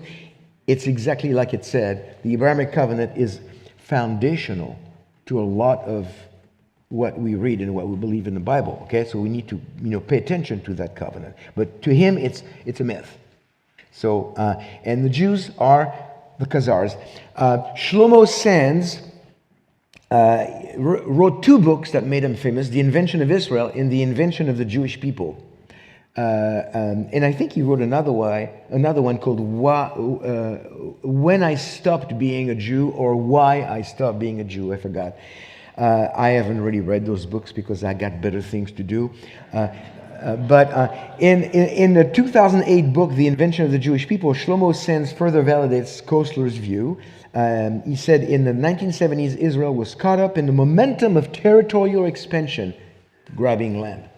And without the Old Testament in its hand and the exile of the Jewish people in its memory, it would have no justification for annexing Arab Jerusalem. Already, pushing the agenda. 1970s, it's only about, maybe 7 years after Yasser Arafat was put onto the scene to start promoting the PLO, the Palestinian narrative. So it was new at the time, but it started to take root. Arab Jerusalem and establishing settlements in the West Bank, the Gaza Strip, the Golan Heights, and even the Sinai Peninsula. So the theory continues to grow. Now, how do we debunk it? Well, there's several ways. The Khazar theory can be debunked by archaeology. A lot can be debunked by archaeology, and the Bible can be proven true by archaeology in many, many ways. If you don't believe me, make sure you don't miss the two presentation by Dr. Randall Price, who is one of the best archaeologists alive today, who has a tremendous wealth of knowledge. And if he doesn't speak of it from the pulpit, go see him at the table, ask him, he probably knows. Okay, so archaeology, 1896, the discovery of this thing called the Cairo Geniza was one of the greatest Jewish discoveries. It was a storage facility containing some 400,000 medieval Jewish manuscript fragments. and spread out across several locations. Most of them apparently right now are being kept at the University of Cambridge. One fragment is known as the Schechter letter or the Geniza letter. Schechter after this man, Solomon Schechter. So the Khazar theory debunked by archaeology through because of the Cairo Geniza. I'll tell you in a second why. But this is Solomon Schechter studying all the findings in the Cairo Geniza for let's say 400 or 40,000. I forgot. I always forget. 400,000 medieval fragments. To me, this looks also a lot like Pastor Andy Woods when he prepares for a sermon. Doesn't it? Doesn't it? That's his office right there with all the manuscripts, okay? But it gets really good when he's done. Amen? So the Schechter letter or the Geniza letter is only a fragment of the original document, but it differs from the accounts found in the Khuzuria or the Hasdai ibn Shaprut letters that I mentioned earlier, in that it claims that Jews from Persia and Armenia fled persecution. Imagine that. Jews fleeing persecution. Never heard of it. And found refuge in Khazaria. They would have been Judean Jews, Jews from Eretz Israel, Jews from the land of Israel, who moved to Khazaria, and not Khazars who converted to Judaism. Did Khazars convert to Judaism? Yes. Yes, that is a true story. Not that many, and Jews in Khazaria would have been mostly Judean Jews who fled persecution. And that letter helps prove that. Now, there's a couple of gentlemen I want to mention because this man actually, he's not, he did some research in genetics, and the next guy also. This man's name is, I forgot his name, do I have his name somewhere on the thing? Maybe on the next slide, I don't know. So what he said is, we compared two genetic models for European Jewish ancestry depicting a mixed Khazarian European Middle Eastern and sole Middle Eastern origins. We conclude that the genome of European Jews is a tapestry of ancient populations including Judea's Khazars, okay, converted, Greco-Roman Jews, Mesopotamian Jews, and Judeans, Jews from Israel. And that their population structure was formed in the Caucasus and the banks of the Volga, with roots stretching to Canaan and the banks of the Jordan. So this guy, who's not a friend, he's trying to push he's not saying that Jews are all real Jews from Israel, but he's admitting that it's not a clear-cut decision that they're all Khazars. So he's saying it's a mix, okay? And the expert, whenever you do research on this, it always takes you back to the man who wrote the book, The Jews of Khazaria, Kevin Allen Brooke, and he says in his book, by this analysis, we can show that the dominant ethnic element among Eastern European Jews is Judean, the ancient Jewish people of Judea in the Middle East. So genetics and archaeology can disprove, if history is a little blurred, a little vague, genetics, 2025 genetics and archaeology can disprove the Khazaria theory or conspiracy theory that Jews are not descendants of Khazaria. They're Jews who moved to basically Eastern Europe, and I was born from what we call an Ashkenazi Jewish family, which is the Eastern European Jews, as opposed to the Middle Eastern Jews, the Sephardic Jews from Spain and North Africa and the Middle East. But we all come from the same place.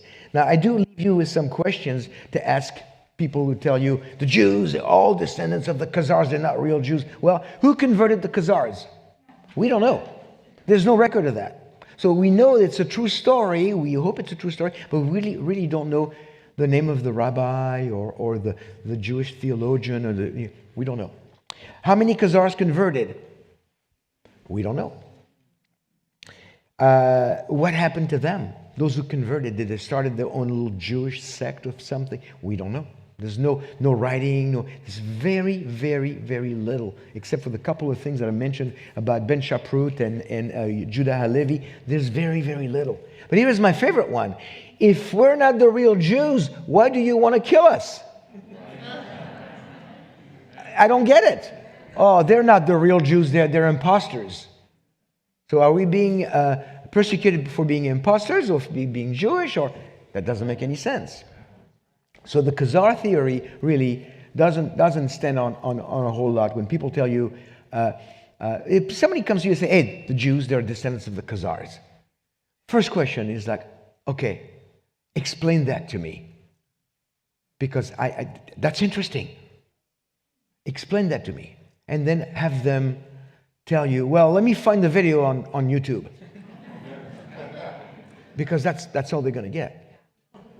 And because I can promise you, they did not read Brooke and the other guy, I forgot his name. I had his name on a previous slide. I deleted the slide, that's why I don't have his name. They didn't read the books. They watched a 15-minute video and then watch the video with them and say, okay, all right, so let's talk about this. It's going to take time, but when you have a skeptic, if it's somebody you care about, if it's somebody on the street passing by, whatever, you don't have time, I get it. But if it's somebody in your family, and some people come to me all the time, they say, my nephew, my son, my brother-in-law, my father, they believe this. I don't know. I just don't know what to tell them. I don't know how to debunk it. Sit down with them. It's going to take a little time. Watch that video, listen to them, and say, okay, let's unpack this. Let's see if it makes sense. At the end, it will not make any sense. So the next one is the Rothschild. We are Jews. We love money. Okay? That's what you hear. That's what people have heard for centuries. You laugh. You know it's a joke, but it's in every joke there's a part of truth. So what's with the Rothschild? Well, when you hear somebody in a conversation discuss any current events, anything serious, and you go, well, you know, it's the Rothschild. You know what that means? Money, greed, control, Jews. All those words. Money, greed, control, and the Jews and Israel. That's the Rothschild. We're taking over the banks. We're taking over the, you know. So this reminds me of, I was going to move, but this microphone is keeping me. It's kind of like this invisible fence for the dogs. You know, if I go too close to the mic, okay, all right. This is scary.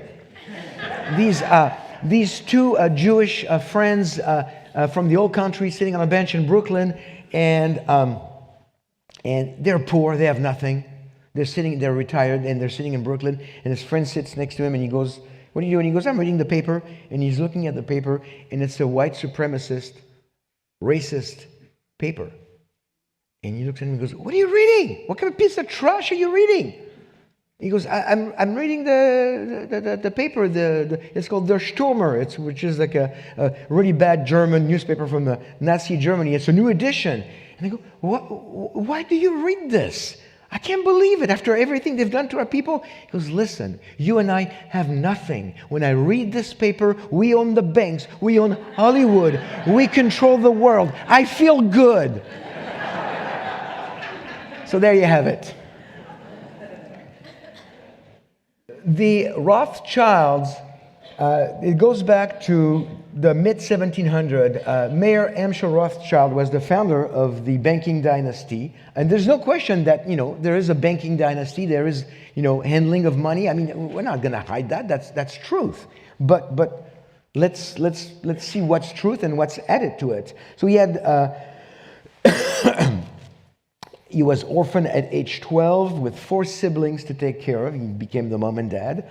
He became the apprentice to a famous banker, and he became, pretty soon, at age 20 or so, he became, age 19, the personal dealer in the sense of financial advisor, not drug dealer, financial advisor to Crown Prince Wilhelm I in 1763, and he began to amass his fortune in 1789, at the time of the French Revolution.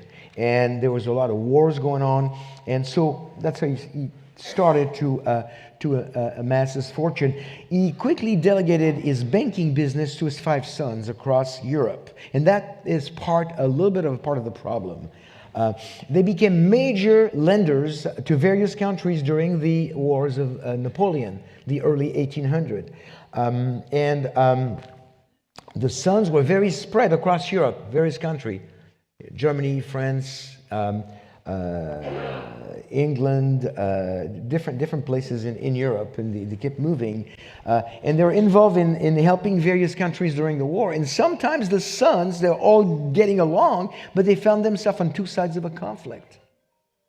So it was like you had two different sons of the same family doing business and dealing with two sides of a conflict, and you can't be right on both sides. So those were poor decisions. I'll give you that much. They were not the best decisions, but that created some of the conflict within the family and outside looking at, look, they're all in it for money. Were they? No, probably not, and we'll get to that in a minute. But those were bad decisions, that's for sure. But let's look a little bit about the history of the name. The Rothschild name became synonymous with wealth and philanthropy. It was not immediately this negative thing. This is Tevye the dairyman from Fiddler on the Roof. His famous line, God, I know we're the chosen people, but once in a while could you choose somebody else? Can I relate to that? It also became a symbol of modern Jewish capitalism. Shalom Aleichem, the man who wrote the original book, the Tevye the Dairyman, which is the title of the book that the Fiddler on the Roof came from. He also wrote the song, and in the song in Yiddish, the Jewish dialect made of Hebrew and German, in the song it says, "If I were a rich man," the song as we know it, as we hear it on the play, on the movie, but actually it's in Yiddish is "Wenn ich bin Rothschild," if I were a Rothschild. So that's the original song, because back then it was nobody really saw this as a negative thing. But then, even though prior to that, the anti-Semites had started to provide the world with a lot of cartoons depicting how nasty those Jews are with money. So it started, there's one in 1830, so 1780 something is when the Rothschild family started. So 50 years after that it started. The 11th commandment depicted as Jewish men that most people think is supposed to be the Rothschild father. Get all you can get, keep what you get, and give away nothing. In other words, greed. And I'll tell you in a minute why the original Jewish greed comes from. I've shared that from the pulpit here before, but it's worth repeating. In 1845, the cartoon General Pump, this is German, so I probably don't say it right. I should probably ask somebody to tell me how to say it in German, but General Pump, or Pump, depicted Mayor Amschel Rothschild as a mean-looking gold dispenser to world banker, at the same time taking advantage of the little people. So the Rothschild are getting their reputation drawn all over the world on cartoon. 1898, this is Rothschild. It's a cartoon called Rothschild, and it's got this Rothschild leader as a demon holding the world. And it's interesting. I just noticed that in the center of his hands is France. I don't know how I feel about that. Okay, so. Then you have a series of magazines from the Museum of Horrors from France that drew a bunch of Rothschild family members as animals. This one is Charlotte Mayer Rothschild as a monkey, the Baron Alphonse as an animal with big claws counting money, the Nathan Mayer Rothschild, At the Origin of Billions is called here in the magazine. And this is, I don't know if I have it next. No, I'll talk about it in a couple of slides. He was accused of making a lot of money during the defeat of Napoleon at Waterloo in Belgium in 1815. So all these guys are like getting into money. And of course, it stopped. It never, we haven't seen it recently at all. Oh, wait, I'm wrong. This is a 21st century cartoon. So the Rothschild are like, banking, no pun intended, banking on the old image of the sons being on two sides of a conflict. Today's anti-Semites are saying, hey, they don't care. If the money's there, they'll finance it. They'll get their pound of flesh. So the Rothschild, interesting that they chose a pig because, pigs are kosher animals. Oh, by the way, okay, I have to say it. There is a way to make a pig kosher. You circumcise the pig. But it's complicated. So here's a 21st century cartoon of a pig feeding piglets as a multinational banking controlled by the Rothschild family. And so the Rothschilds are financing England or Great Britain, ISIS, Al-Qaeda, the CIA, Israel, and Boko Haram. And you could probably update that cartoon adding a couple more piglets with Hamas and Hezbollah, and nobody would say anything. Nobody who would agree with this cartoon would have an issue, okay? So where is the problem coming from? During the Middle Ages, Jewish people, and some of you have heard me say that before, during the Middle Ages, Jewish people saw their rights dwindle to nothing. And they could not own property. They could not own slaves, which was a common thing back then. They could not be part of a guild. They could not be part of they could not become civil servants. They basically more and more taken away from them, and they could make a living. There was nothing left. One thing that they found that they could do, the Jewish community, is be money lenders because according to back then, the church, the Catholic Church, a Christian could not borrow money from another Christian. That's not biblical. That's not good. Can we borrow from Jews or from non-Christians? Sure, whatever. So Jewish people started to become money lenders, and it started slow and small, but eventually it became a lucrative business. And when it became a lucrative business, the leaders of Europe went like, wait a minute, those Jews figured out a way. So what they did is they taxed the Jewish people lending money to the Christians and to the non-Jews, but they would tax our people a little more than the profit they would make from the loan they would give. So the Jewish people would still doing it, but they would lose money, so they have to raise their interest rate. And it went on for a while where the Jewish people ended up raising their interest rate several times, and that's how the myth of the greedy Jew became what it is today. Are we good with money? Thank you. I feel like now would be a good time to take an offering. Okay, no, never mind. Are we good? Are we good with money? This is called being shrewd, being smart with money, good investors, good using money in a good way. Yes, Jewish people, not all of them. You don't want to paint with broad strokes, but there are a lot of good Jewish people that are shrewd and smart investors and users of money. Does that mean that we're greedy? Not necessarily. I'll circle back to that at the end of the Rothschild in a few slides. But the myth lives on. In 1944, you look at, you go back to the war now. You're looking, after the Napoleonic wars and all those things. You have to move forward. 1944, Italian cartoon depicting Jewish bankers carrying money bags past dead soldiers. Like, hey, if we can make money, it doesn't matter how many people get killed. So there's a bloodbath. It doesn't matter. We're just gonna we're making our money here.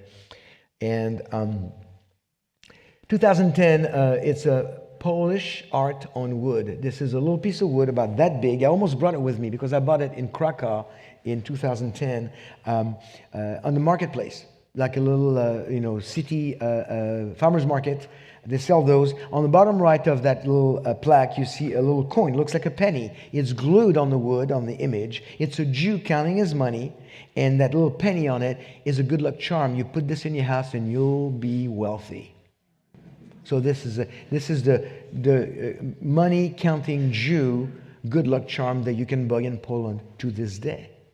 Okay, so it continues. It continues to be propagated, that the lie of the Jews and the money. Of course, the book The International Jew, which we'll get back to when I talk about the Protocols of Zion in the next section, was published by Henry Ford in 1920. And financial leadership of the Rothschild family was seen by Ford as the epitome of the Jewish financial world. To Henry Ford, the Rothschild family became the symbol of Jewish banking control.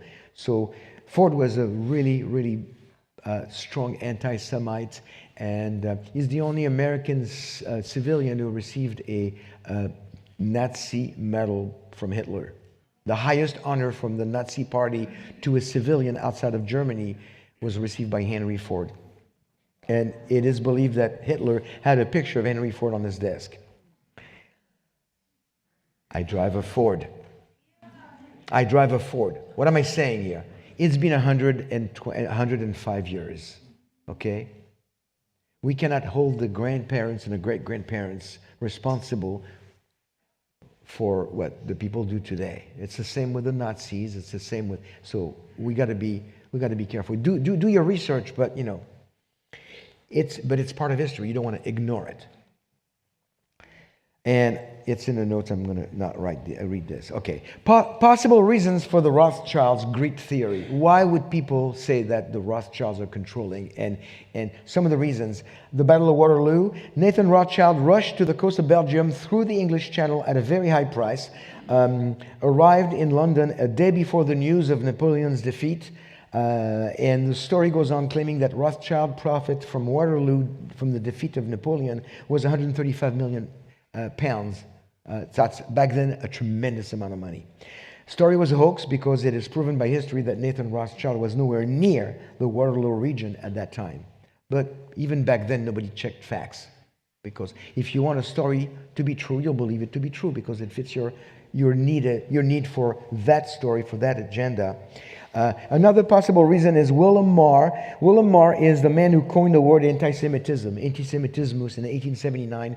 First time it's ever written in a book. I mean, anti-Semitism, to be sure, goes back to biblical days, but the word itself comes in 1879.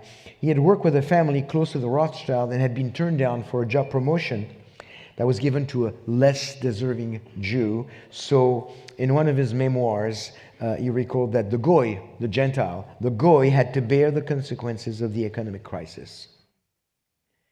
Edmund de Rothschild was also a possible reason why people got really upset with the Rothschild, because his nickname was the known benefactor. He purchased over 125,000 acres in Palestine. Back then it was called Palestine. You've heard me on that. You know what I mean by that.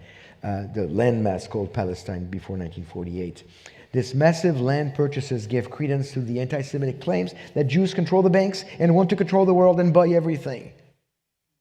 Okay? But here's an interesting word in this whole thing. Purchased.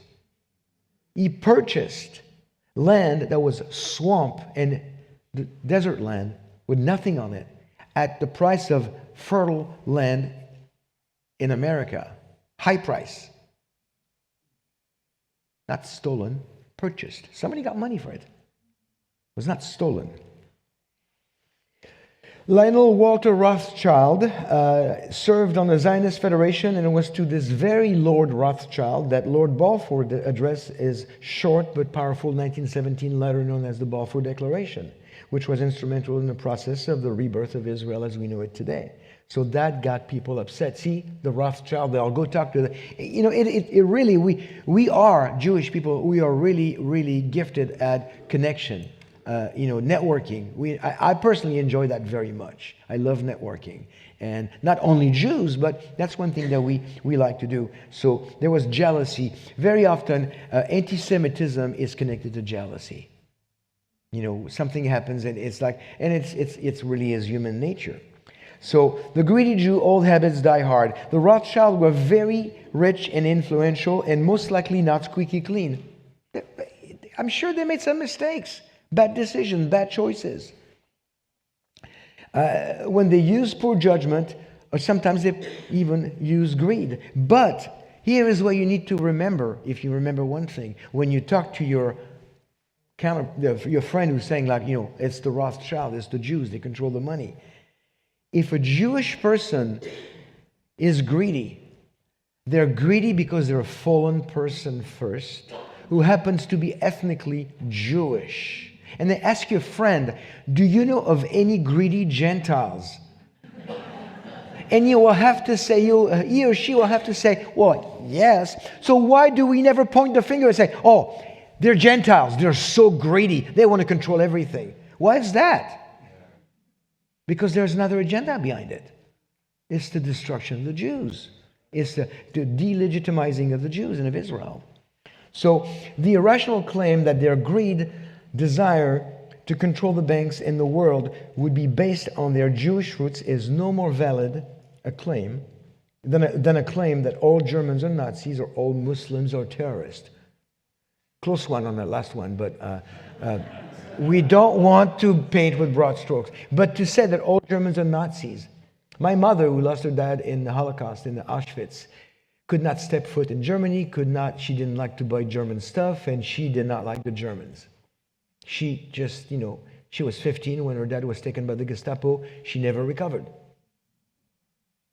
So she did paint with broad stroke when it came to that, but she had experienced something that I have not experienced. Okay? But we should not paint with broad strokes. Not all Germans were Nazis, not all Muslims are terrorists, and not all Frenchmen are rude. Okay? Well, jury's still out on the last one. The protocols of the elders of Zion. I got 10 minutes left, so you're going to have to listen faster. But remember, you're getting the notes. Okay, the Protocols of the Elders of Zion is a booklet that is probably, if you're gonna name one bestseller, the best booklet that has done the most damage against the Jews in the history in the last 125 years, that's the one. It was created from plagiarism from two different books from the late 1800s and early 1900s, and it's in the notes. It's not important. The current version of the Protocols was first published in 1905, so 120 years ago. It's not that old, as it was originally written as the final chapter of a book written on the Antichrist by Russian mystic Sergei Nilus. He claimed that they were the minutes from the first Zionist Congress that took place in Switzerland, in Basel, Switzerland in 1897. Okay? Keep that in the back of your mind. We're going to get back to the minutes. The minutes. Why the minutes? Because when you think of board meeting minutes, you think of what? Precision. I mean, I go to board meetings all the time, and, did we discuss this? Well, let's go back to the minutes. Well, yes. Olivier said that, every word. The minutes are, the purpose of the minutes is to bring you back to the details of a conversation you had, yesterday, a week ago, a year ago, 10 years ago. Those are the minutes of the meeting. So this was claimed that they were the minutes from the first Zionist Congress. They were translated in German in 1919, and after that, many other languages followed. Jewish leaders are accused of plotting to take over government, banks, business, education, religion, and more. Okay? When I started looking at this, I started thinking, wait a minute, this makes me think of something here. Maybe there's something. Taking over government, banks, business, education, religion, and more. This big lie made me think of the big deception. What I mean by that is what is known as the 7 mountains of influence of the New Apostolic Reformation, NAR. which claims that, family, religion, education, media, arts and entertainment, business and government are to be controlled by the church. It's also known as dominionism or kingdom now theology. Okay? So it's not okay for the Jews to try to do it, but we should do it as a church. I don't believe the church should be into this. Okay? I don't support NAR. It's supporting a kingdom now theology. Kingdoms need king. Okay? The king is not returned yet. When he returns, he will reign from Jerusalem on the throne of David, and that's what's going to happen. Until then, we have to be patient. We have to build his kingdom, bring souls in preparation for the kingdom into salvation, get people saved for when the kingdom is inaugurated, when? At the end of the tribulation. Amen? Are we still pre-trib here? Okay, good. Just checking. But why is this? I don't get this. It's okay to we criticize the Jews for trying to do something which really we're not trying to do, but then the church is by some praised for trying to do the same thing. It looks similar to me, so that's to me very dangerous. It was just a little parallel here. The spreading of the protocols, 1920s, for about a year and a half, the protocols were also published by Henry Ford. As I mentioned, is international Jew. The Dearborn Independent was a newspaper that he was publishing, and it was there, but he had to apologize after, I think, about a year and a half, because he was sued and for libel, and he had to backpedal and say, okay, you know what, I take it back, this was not true. But it had already been debunked as a hoax, but it didn't matter. 1938, for 75th birthday, Ford received the Grand Cross of the German Eagle, the highest Nazi award to a foreigner created by Hitler. Here's a picture. That's Henry Ford in the middle. 1925, they were republished in Middle East by King Faisal of Saudi Arabia. They were first published in 25, and they were republished for the Muslim world in 1970. That's the picture right there. One of the many covers, Jewish conspiracy, same theme. Can you back up the clock another 10 minutes? Egyptian President Gamal Abdel Nasser produced a booklet based on the protocols. So that's another cover, the very famous tentacles of the Jewish monster taking over the world. They've been exposed as a forgery since the late 1920s. 1936, Hugo Valentin, in his book Anti-Semitism, characterized the protocols as the greatest forgery of the century in 1936, only 30 years after they were first published. Then Father Pierre Charles, professor of theology at the Jesuit College in Louvain, France, said it has been proved that these protocols are a fraud, a clumsy plagiarism made for the purpose of rendering the Jews odious. 1964, the Senate Judiciary Committee issued a report repudiating the protocols. Every age and country has had its share of fabricated historic documents which have been foisted on an unsuspecting public for some malign purpose. One of the most notorious and most durable of these is the Protocols of the Elders of Zion. But my favorite is, there's a man, his name is Benjamin Siegel. That sounds Jewish. According to him, in A Lie and a Libel, to bring into harmony all the various contradictory assertions, there is only one thing left for us to do. We must accept all of them as true. Just as Homer was said to have been born in 7 Greek cities simultaneously, so Nihilus translated the protocols from the French and the Hebrew simultaneously. But then he continues, and all the things that we know from history about the protocols. They were stolen by a noble woman of Chernigov from a high Masonic dignitary, and at the same time by the dignitary's wife or lover. This lady gave it to Nihilus' friend Shukotin, who simultaneously appropriated it from an extensive book of protocols or lectures notes that he found hidden in an iron. They originated at the Basel Zionist Congress in 1897, and at the same time in lecture notes in Paris students. In a chest at a Zionist headquarters in France, but also in Alsace, eastern France, and in Switzerland, simultaneously. They were also stolen from Herzl's house in Vienna and the secret vault of the Mitzrayim Lodge. They were delivered to Nilus in 1897 by a Russian spy, and equally by Sukhotin in 1901. At the same time, the French translation of a Hebrew original was sent from Paris by Rashovsky to the Russian Interior Ministry in 1897 and then delivered to Nilus.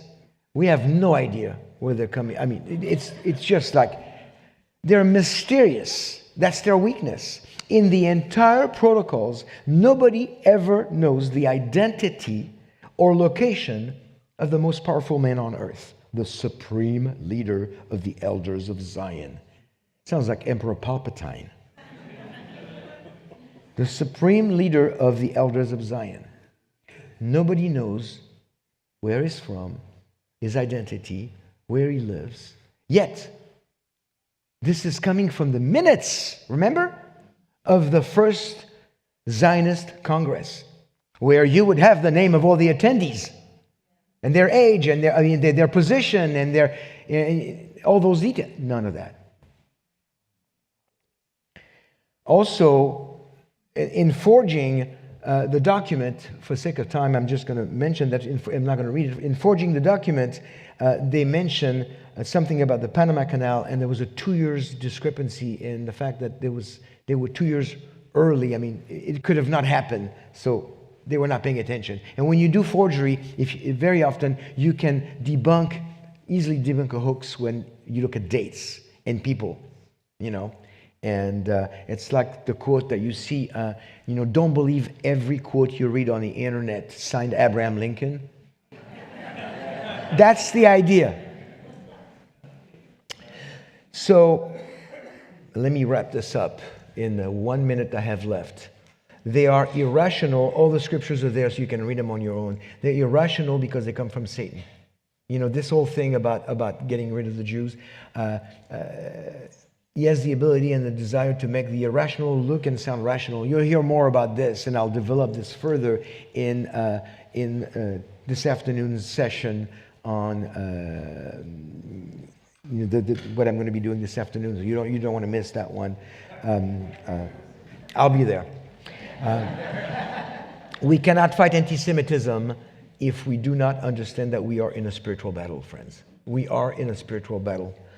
It's all part of Satan's desire to turn the world against the Jews and the Jews against Yeshua. That's what he's trying to do.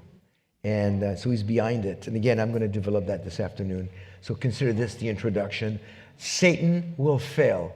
You know what? I'm going to say 1, 2, 3, and we're going to say it together. 1, 2, 3. Satan will fail. I like that.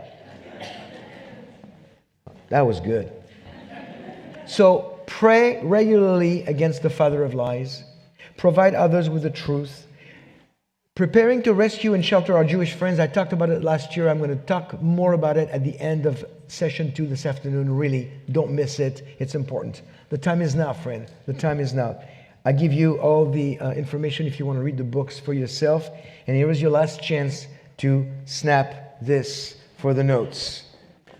God bless you.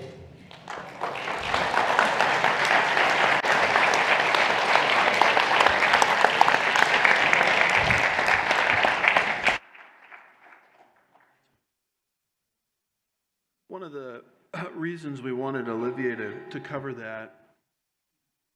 those 3 issues is you're starting to hear more and more anti-Semitism from the right. I mean, we expect it from the left, AOC, the Reverend Jeremiah Wright, that I call Jeremiah Wrong. But you're starting to hear these arguments, about the Khazars, etc., coming from unlikely sources like Candace Owens. You're starting to hear it from her. You're starting to hear it from Tucker Carlson. Tucker Carlson had a guest on his program trying to link the pre-tribulational rapture to the Rothschilds. John Rich, yeah. You're starting to hear it from people that, I used to agree with on a lot of things. Limited government people, a guy named Stu Peters, if you're familiar with him. You look at his Twitter feed, It's just one anti-Semitic statement after another along the lines of what Olivier exposed. So we're very grateful for someone like Olivier to shine the light of truth on this. Amen.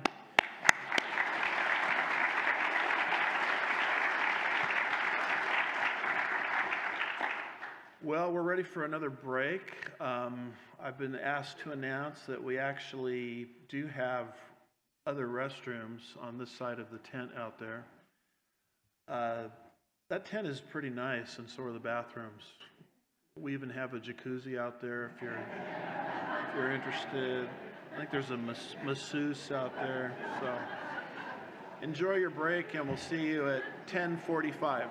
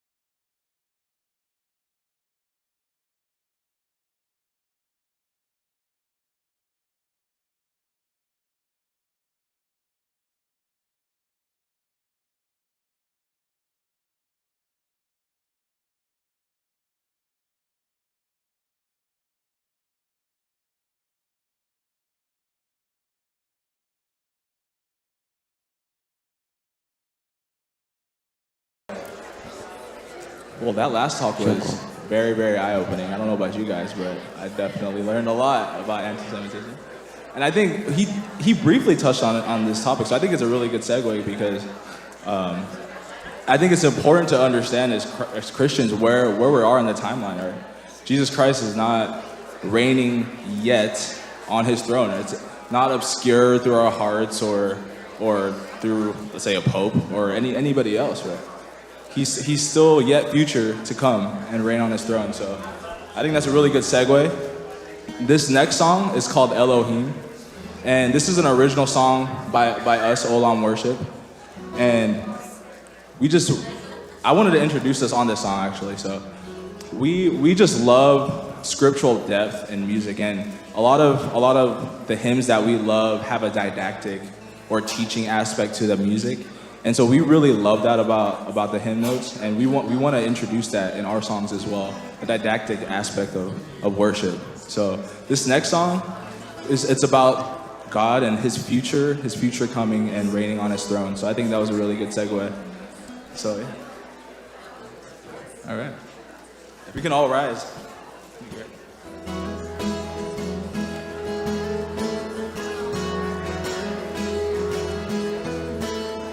The one who keeps his promises, the one whose will he accomplishes. No power or curse could ever thwart his loving grace forevermore. His loving grace forevermore.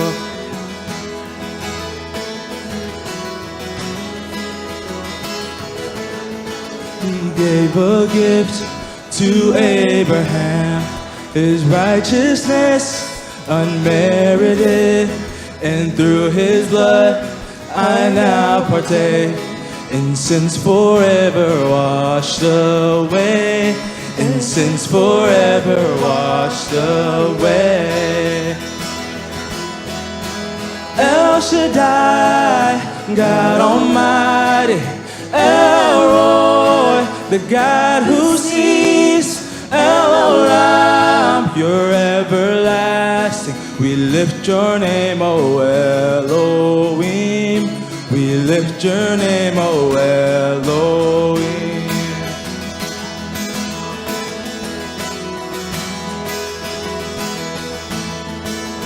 Jesse's root and David's branch, who will fulfill his righteous plan, his holy rule on David's throne.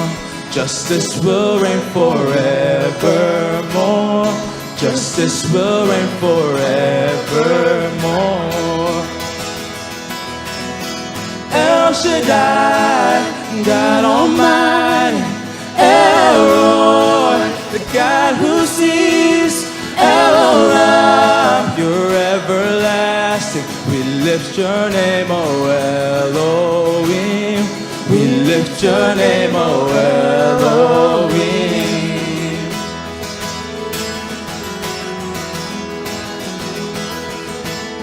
So we await the glorious day. Your feet will touch Mount Zion's head, and every tongue in one accord sing, blessed is he forevermore. The one who comes in the name of the Lord. El Shaddai, God Almighty, El Roy, the God who sees, El Olam, you're everlasting. We lift your name, O Elohim. We lift your name, O Elohim. El Shaddai, God Almighty, El Roy, the God who sees, El Olam, you're everlasting. We lift your name, O Elohim. We lift your name, O Elohim.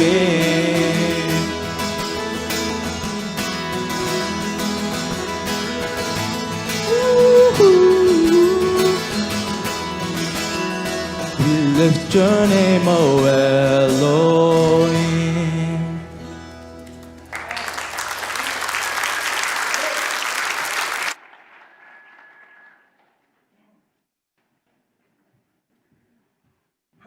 Well, amen. Is this mic on? Hello, hello? Hello? Yeah, can you guys hear me? I can sort it. There we go. All right. Well, our next speaker is Dr. Randall Price. I got to know him probably 20 years ago at the pre-trib study group. And he doesn't want to claim the title because I've called him this before, and he says, don't call me that, but I'm going to call him it anyway. He's really a scholar. He's a scholar in the area of prophecy, archaeology, eschatology, Middle East, the temple. In other words, if you want to hear fact rather than fiction, this is the guy to listen to. And he's going to do a talk now on globalism God's way. Did you know God is a globalist? God is a one-worlder. It's called the Millennial Kingdom. And quite frankly, that's the only New World Order I'm interested in being involved in. So let's welcome Dr. Oh, and he's in a dangerous position too, because the only thing between you and lunch is him. So let's welcome Dr. Randall Price.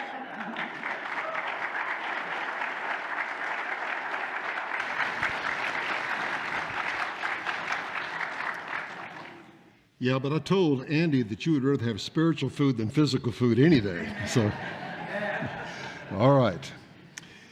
Yes, we're going to talk about globalism, and there's a positive and a negative.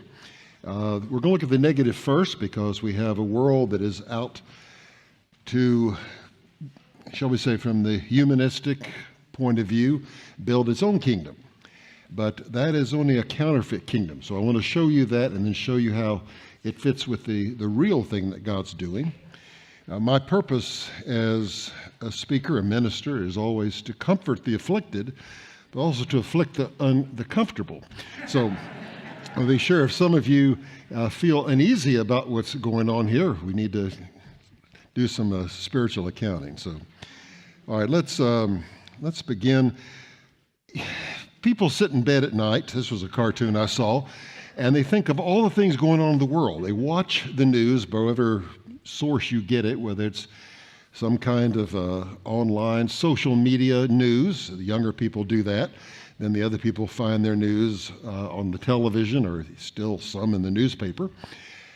All of that has headlines, has with an intention to sensationalize, because that's what they're in the business. It is entertainment field. But all of those things grip us and we don't know what to do. What is happening in this world? What's going on? It's just a terrible thought. People say, what's the world coming to? And I say, well, don't worry about that. Look who's coming to the world. That's the promise. Nevertheless, all these things vie for our attention and cause fear. It's a big world. Now, when we talk about globalism is something that basically deals with this whole world. It's a focus of trying to dominate everything that is. So just the official definition is that it's the act of extending an influence to all parts of the world. It involves the emergence of a single world market or deregulation resulting in internationalization. Globalism offers an answer to the world's financial, environmental, technological concerns, as well as social and religious differences among people and nations. So having said that, I might say, well, what's wrong with that? Well, nothing's wrong with that in the right hands. And if it's in our hands, it's a big problem. And history has shown us that. If you look at the whole history of this world, those who seek to conquer, and ultimately with a goal to conquer the world in some way, are all dictators, despots, kings, tyrants.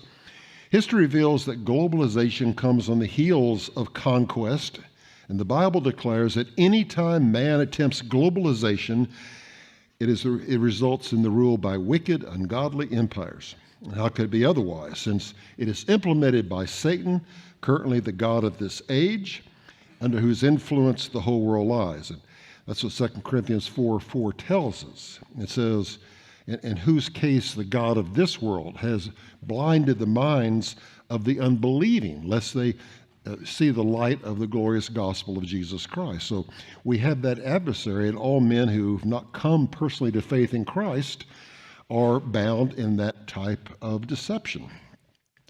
So as we look at, and that was the passage it just gave, but you notice it tells us that there is a God of this world. We tend to minimize Satan sometimes, even make fun of him, which is a mistake, because he is, in terms of the angelic realm, the highest order of creation. And he has all of the intelligence of this world from the beginning of this world until now at his disposal. He knows exactly what he has, all the emissaries of the demonic world, the spiritual forces in high places, heavenly places, to bring this about. So in Satan's plan, globalism is the situation wherein he owns and controls the planet, demanding worship from its human inhabitants. And so you're either on one side or the other. You're in the kingdom of his dear son or in the kingdom of darkness.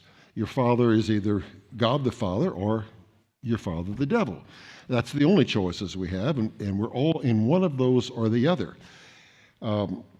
Scripture tells us who are believers to put on the full armor of God, that you may be able to stand firm against the schemes of the devil.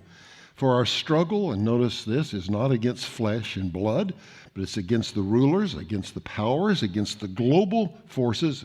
Your text will say against the world forces, but that's exactly what it is, the global forces of this darkness, against the spiritual forces of wickedness in the heavenly places.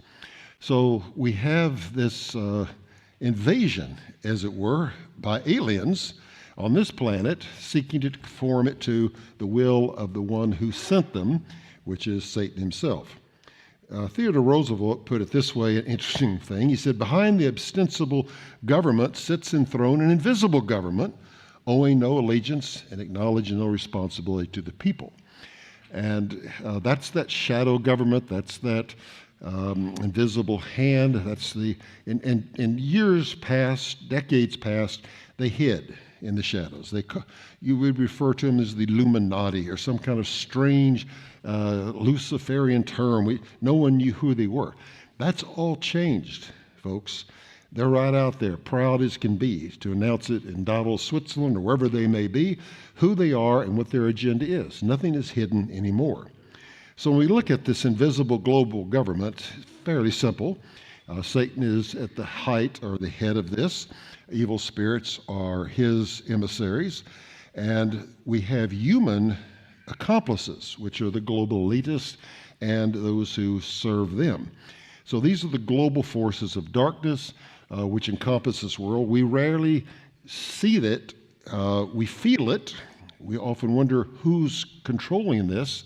We see people in places of authority who don't seem to have the capacity to carry out their rule. No names being named here. But you say, who's behind this? Others than those who we can't often see. The global elitists are an international or intergenerational cult that have existed throughout history with the single goal of controlling and centralizing all authority under one global leader. The World Economic Forum, meeting in Davos, Switzerland, is the annual site for globalist networking. And you can see that, and there's reports coming from it, but they are very proud, and many of the people who are considered stars in the economic world or in the technological world today are members of this. Well, I thought an easy way of handling this would be to chart it. First, looking at globalism man's way. I think charts are very good. They take their way of systematizing material.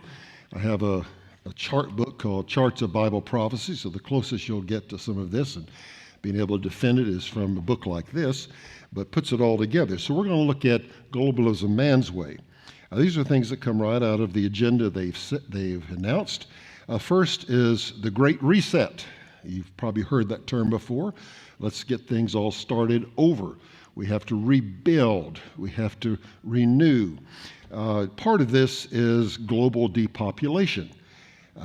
So when you look at this, the Great Reset is the urgent need for global stakeholders to cooperate simultaneously managing the direct consequences of the COVID-19 crisis, which was perhaps introduced in order to do this, or at least to take advantage of the COVID-19 crisis to instill their type of overall control for our good, of course. To improve the state of the World Economic Forum is starting the Great Reset Initiative. So we have this in different forms, different leaders announcing the New World Order, Build Back Better. We now have a chance to do it right. This has been part of the agenda that we've seen for the last 8 years or more in our government. And some of this is simply globalism right at its face. Klaus Schwab, who is well known as the executive chairman of the World Economic Forum, says the pandemic represents a rare but narrow window of opportunity to reflect, reimagine, reset our world. Those are buzzwords you hear frequently. Biden, when he was president, said the quiet part out loud. He said, this crisis presents an opportunity. And opportunity for who? We saw it in Time magazine, the Great Reset. You know, remaking the world now on a global stage or global scale in order to implement an agenda that has heretofore not been possible. Depopulation is a part of this. You can't reset with all the folks around that have such different opinions. So some of the members of the World Economic Forum have the goal of reducing the global human population from 7 billion to 100 million. That's a lot of folks gone. But they're folks that you didn't need anyway, you see, because they're just holding things back. This intentional depopulation is in harmony with the belief that humans are just material beings, no different or better than other matter. Environmental balance depends on reducing the human threat to nature. Those who think they are God and worship the world want depopulation so the right people can be in control. Margaret Sanger was part of this elitist group. She's the founder of Planned Parenthood. One of her statements is that all of the problems are the result of overbreeding among the working class. The most merciful thing that a large family does to one of its infant members is to kill it. Okay, we've got to get the right people in the right way. Ted Turner, founder of CNN, which I don't think anybody watches much anymore, but Ted said a total world population of 250 to 300 million people, a 95% decline from present levels would be ideal. How do you get to that? We'll talk about that in just a minute.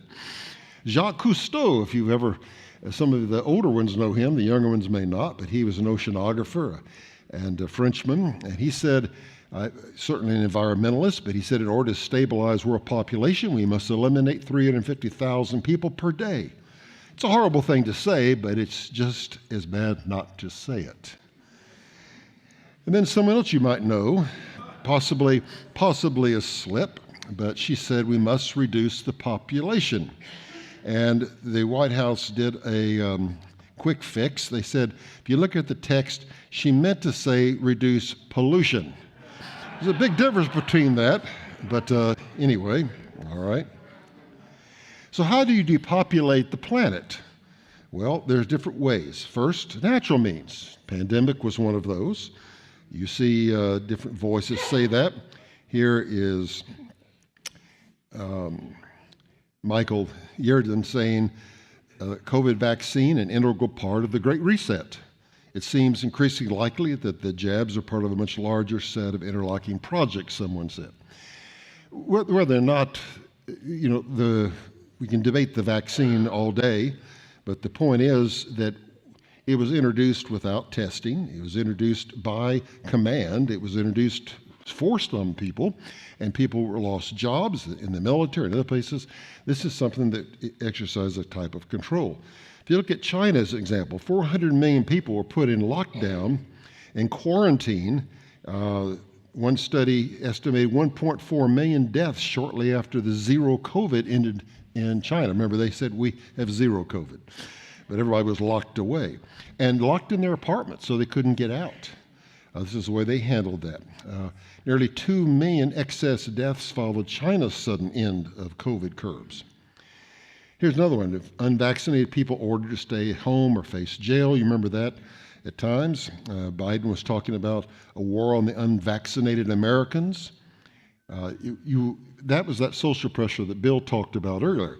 If you didn't do that, I remember, I went to the doctor, my wife and I, and he said, "Have you had your COVID shot?" I said, we're not taking those. And he began to pressure us and say, and I was teaching at Liberty University at the time, he said, "You are killing people. You're killing people."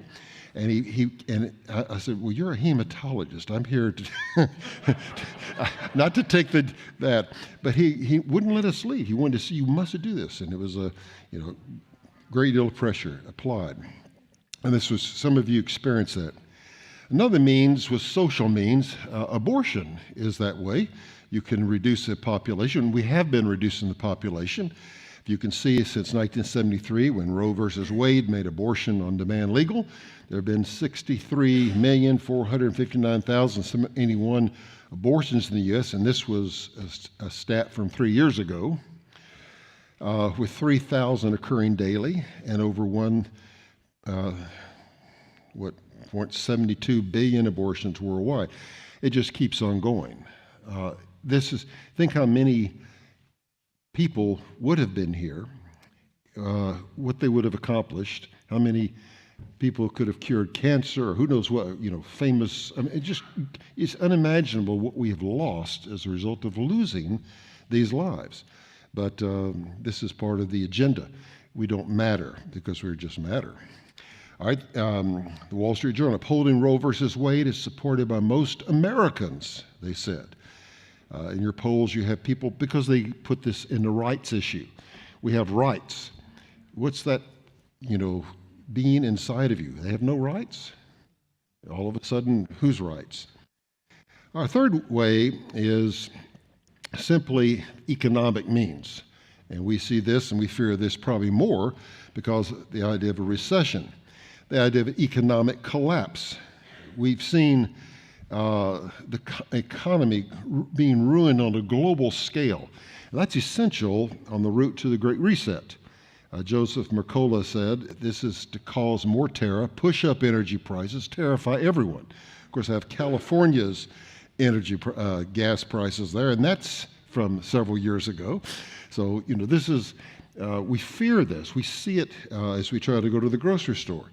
The aim of this, as Carol quickly said, is nothing less than to create a world system of financial control in private hands, able to dominate the political system of each country and the economy of the world as a whole. Right, so, you're going to give up anything to have the pleasures or the normalcy or the simple things you're used to. It's what Francis Schaeffer used to say. People will give up any type of personal freedom in order to have a little bit of security. That's the kind of thing that's here. So we've seen this. There's another means, and that's political means, crisis and war. If a pandemic doesn't take enough lives, and abortion doesn't take lives, and recession doesn't move things in the direction, there's always crises and war.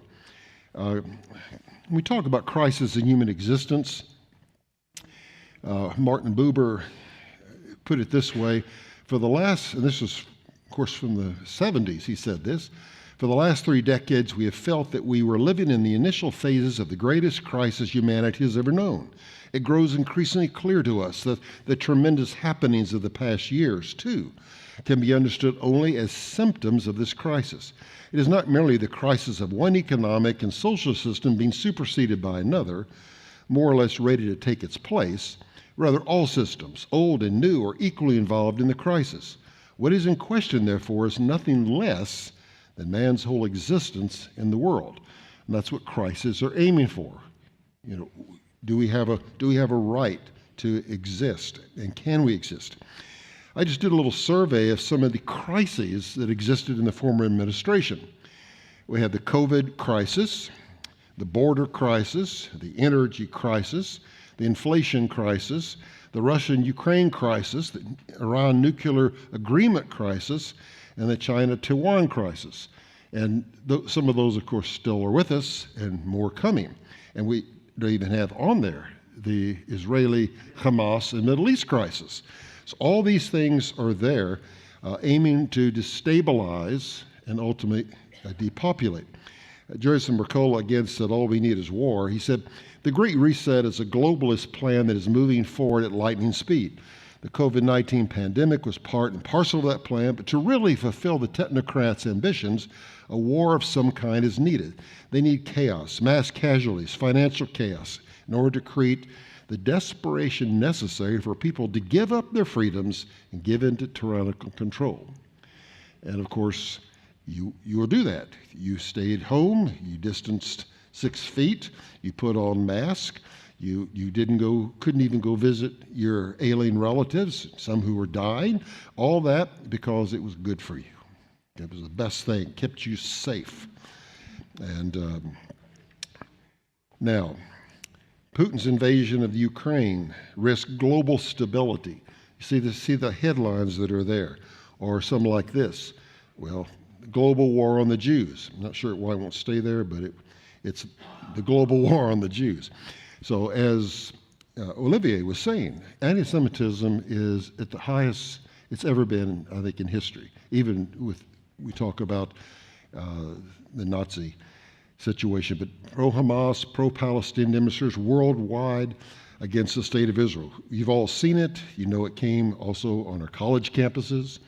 And with people citing the phrase Allah Akbar, great is Allah. It's not simply a political thing. Notice this is a religious statement, and it's even more than that.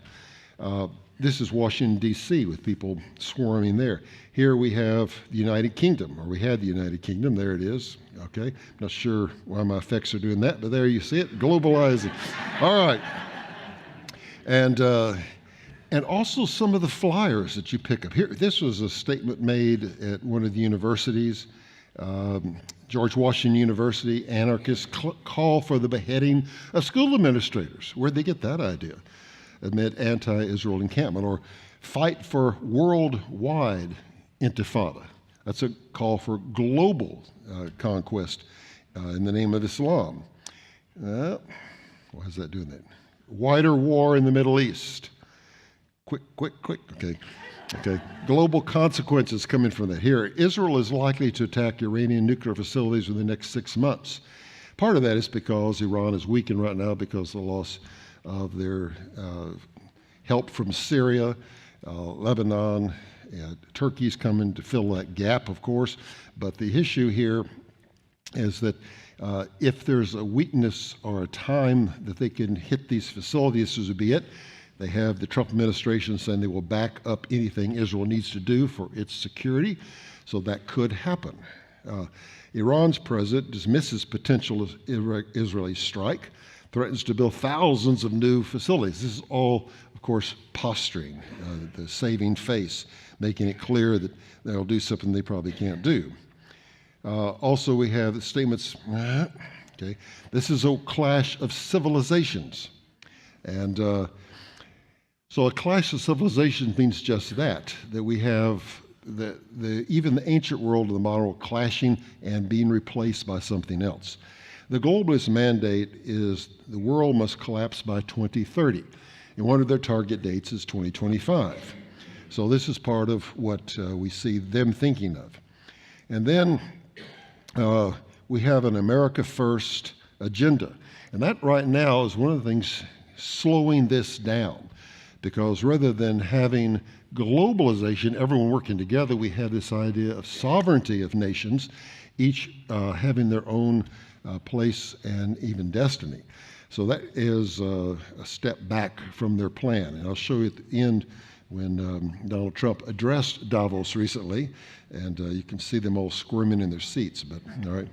So the second thing here on our chart, from the Great Reset, it moves now to what we would call climate change. You've all heard of climate change.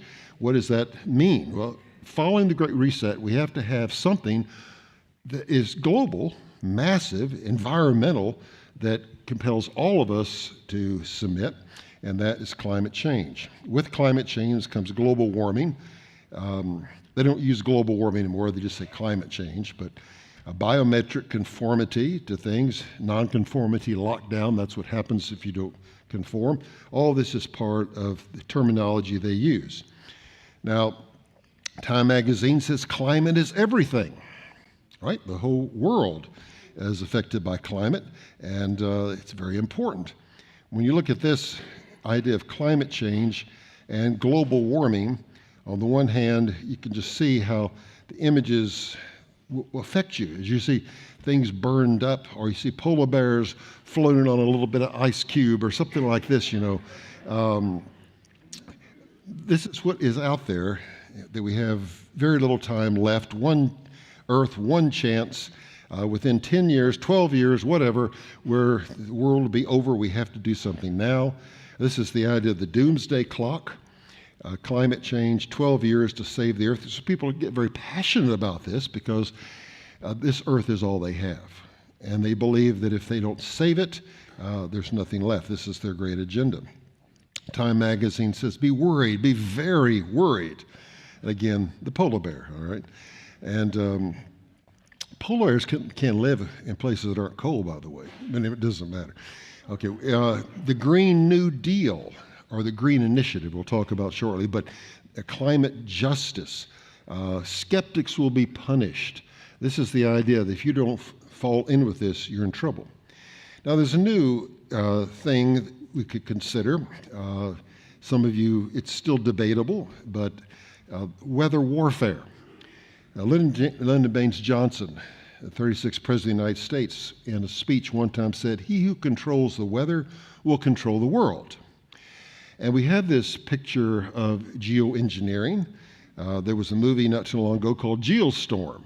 And in Geostorm, they already had the geoengineering working out. They had satellites that could be programmed to manipulate the weather at different places for our benefit. Good thing. But what if it wasn't? What if there are those who are actually doing things to control the weather for their own agenda? So there are those who talk about toxic skies and global dimming. Again, there's good evidence for this, but there are people who still push back on it, and I'm not sure exactly where I stand, but I want to present that. They're saying there's a decrease in the amount of sunlight reaching the Earth, and that's believed to be caused by pollution in the atmosphere, but it's pollution that's introduced. People who look at this talk about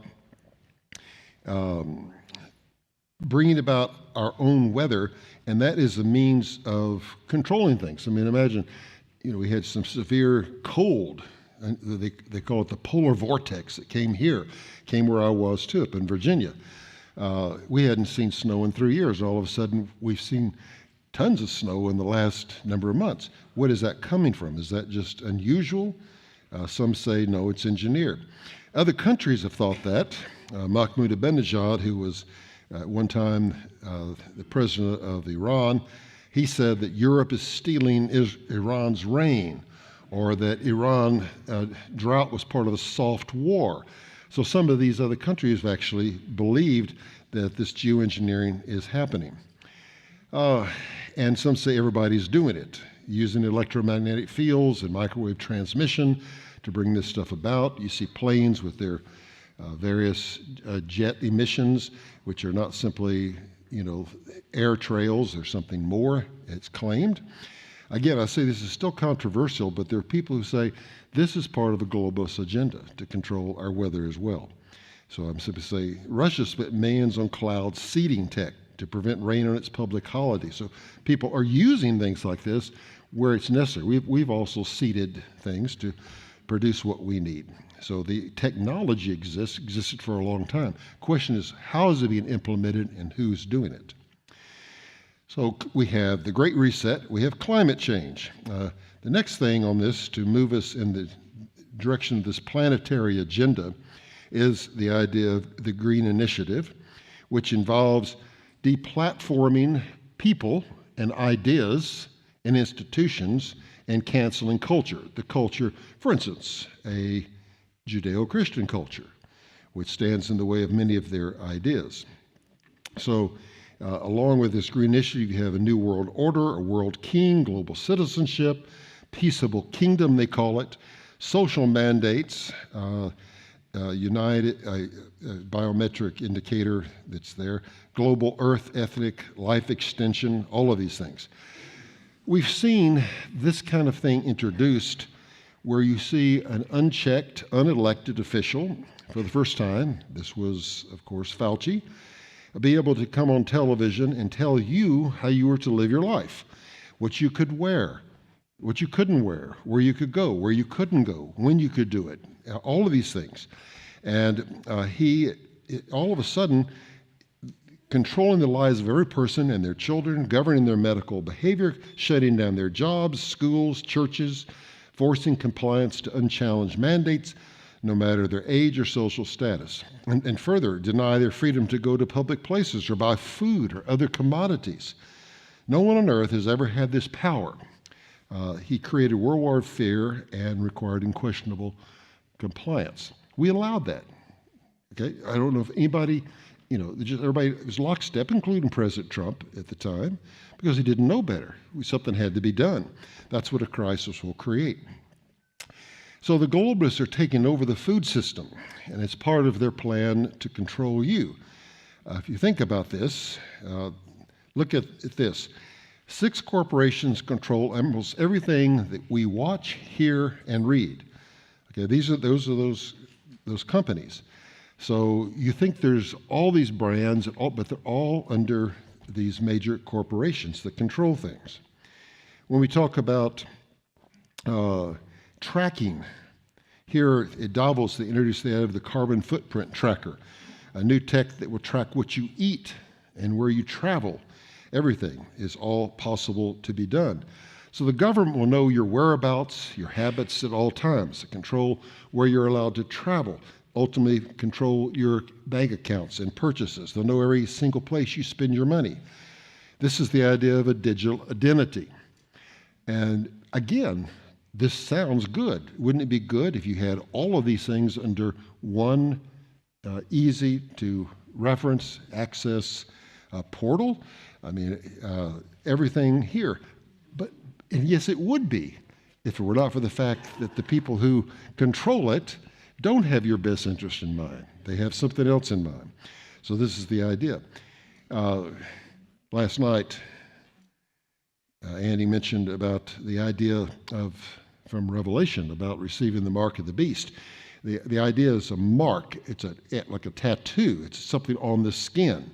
And so they have a technology that can do that, to put these quantum digital dot tattoos that will have all this information, everything, every place you go, everything you do, and they'll track what you buy at the grocery store, which of course you don't have to pay for it anymore. You just walk in, get what you want, walk out, but it's charged, to your account.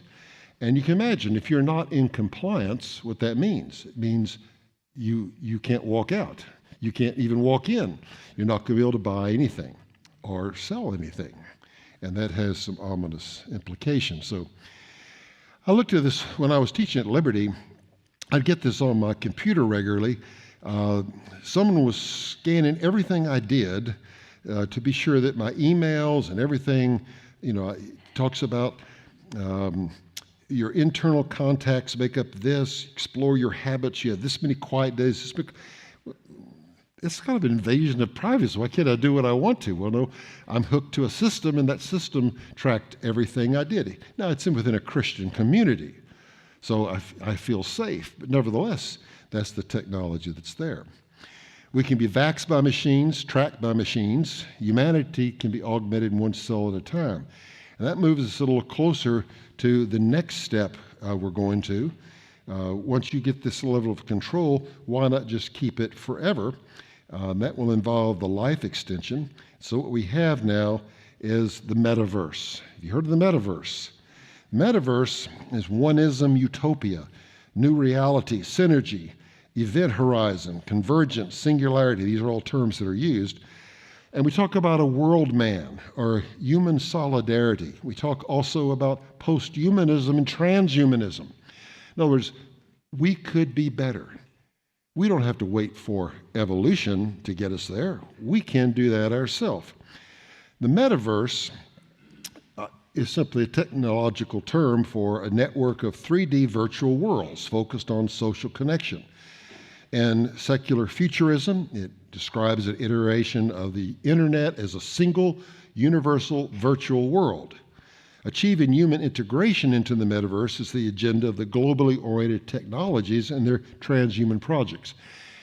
In other words, we're all connected. We can be all connected. We can all think the same thing. Everyone can know your thoughts. You can know their thoughts. But you're going to be a very different person. And Klaus Schwab puts it this way: our goal is not to change what man does, but to change what man is. So fundamentally, we're going to be changed. One of the leaders in this is Yuval Noah Harari. He is an Israeli. He is gay. He is an atheist.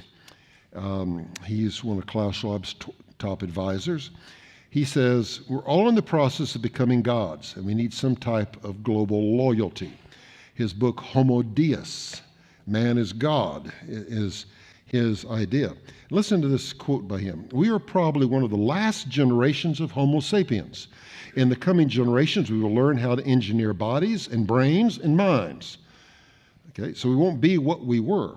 And this, if you look at the idea of reimagining man, Scientific American extols this, how, Darwin's theory survives, thrives, and reshapes the world. But the future of human evolution, if you look at it, and here's this quote, the ultimate purpose of evolution is not the evolution of physical beings, but of intelligence until it becomes self-existing without a gross body. Technology is the means to advance this evolution so that transhumanism can be achieved. And what is transhumanism? Well, Ray Kurzweil says, our desire is to create a post-human species. So the idea of being created in God's image doesn't exist, because God doesn't exist to these people. We don't create us in our own image, we create it in a better image. So he says, does God exist? I would say, not yet.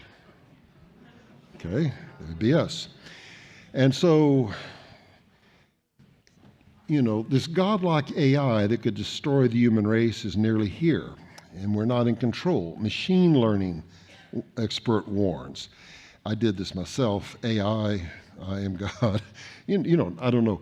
But we've had already AI rewrite the Bible. You can get an AI written Bible. You can have the AI Jesus talk to you and comfort you out there.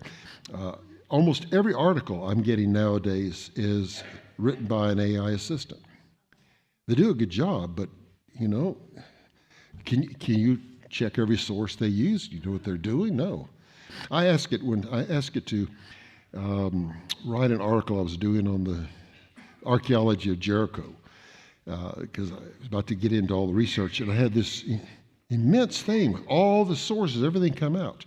But I said, I don't have time to read this to make sure it's right, because people depend on me to give them that information, to discern what's out there.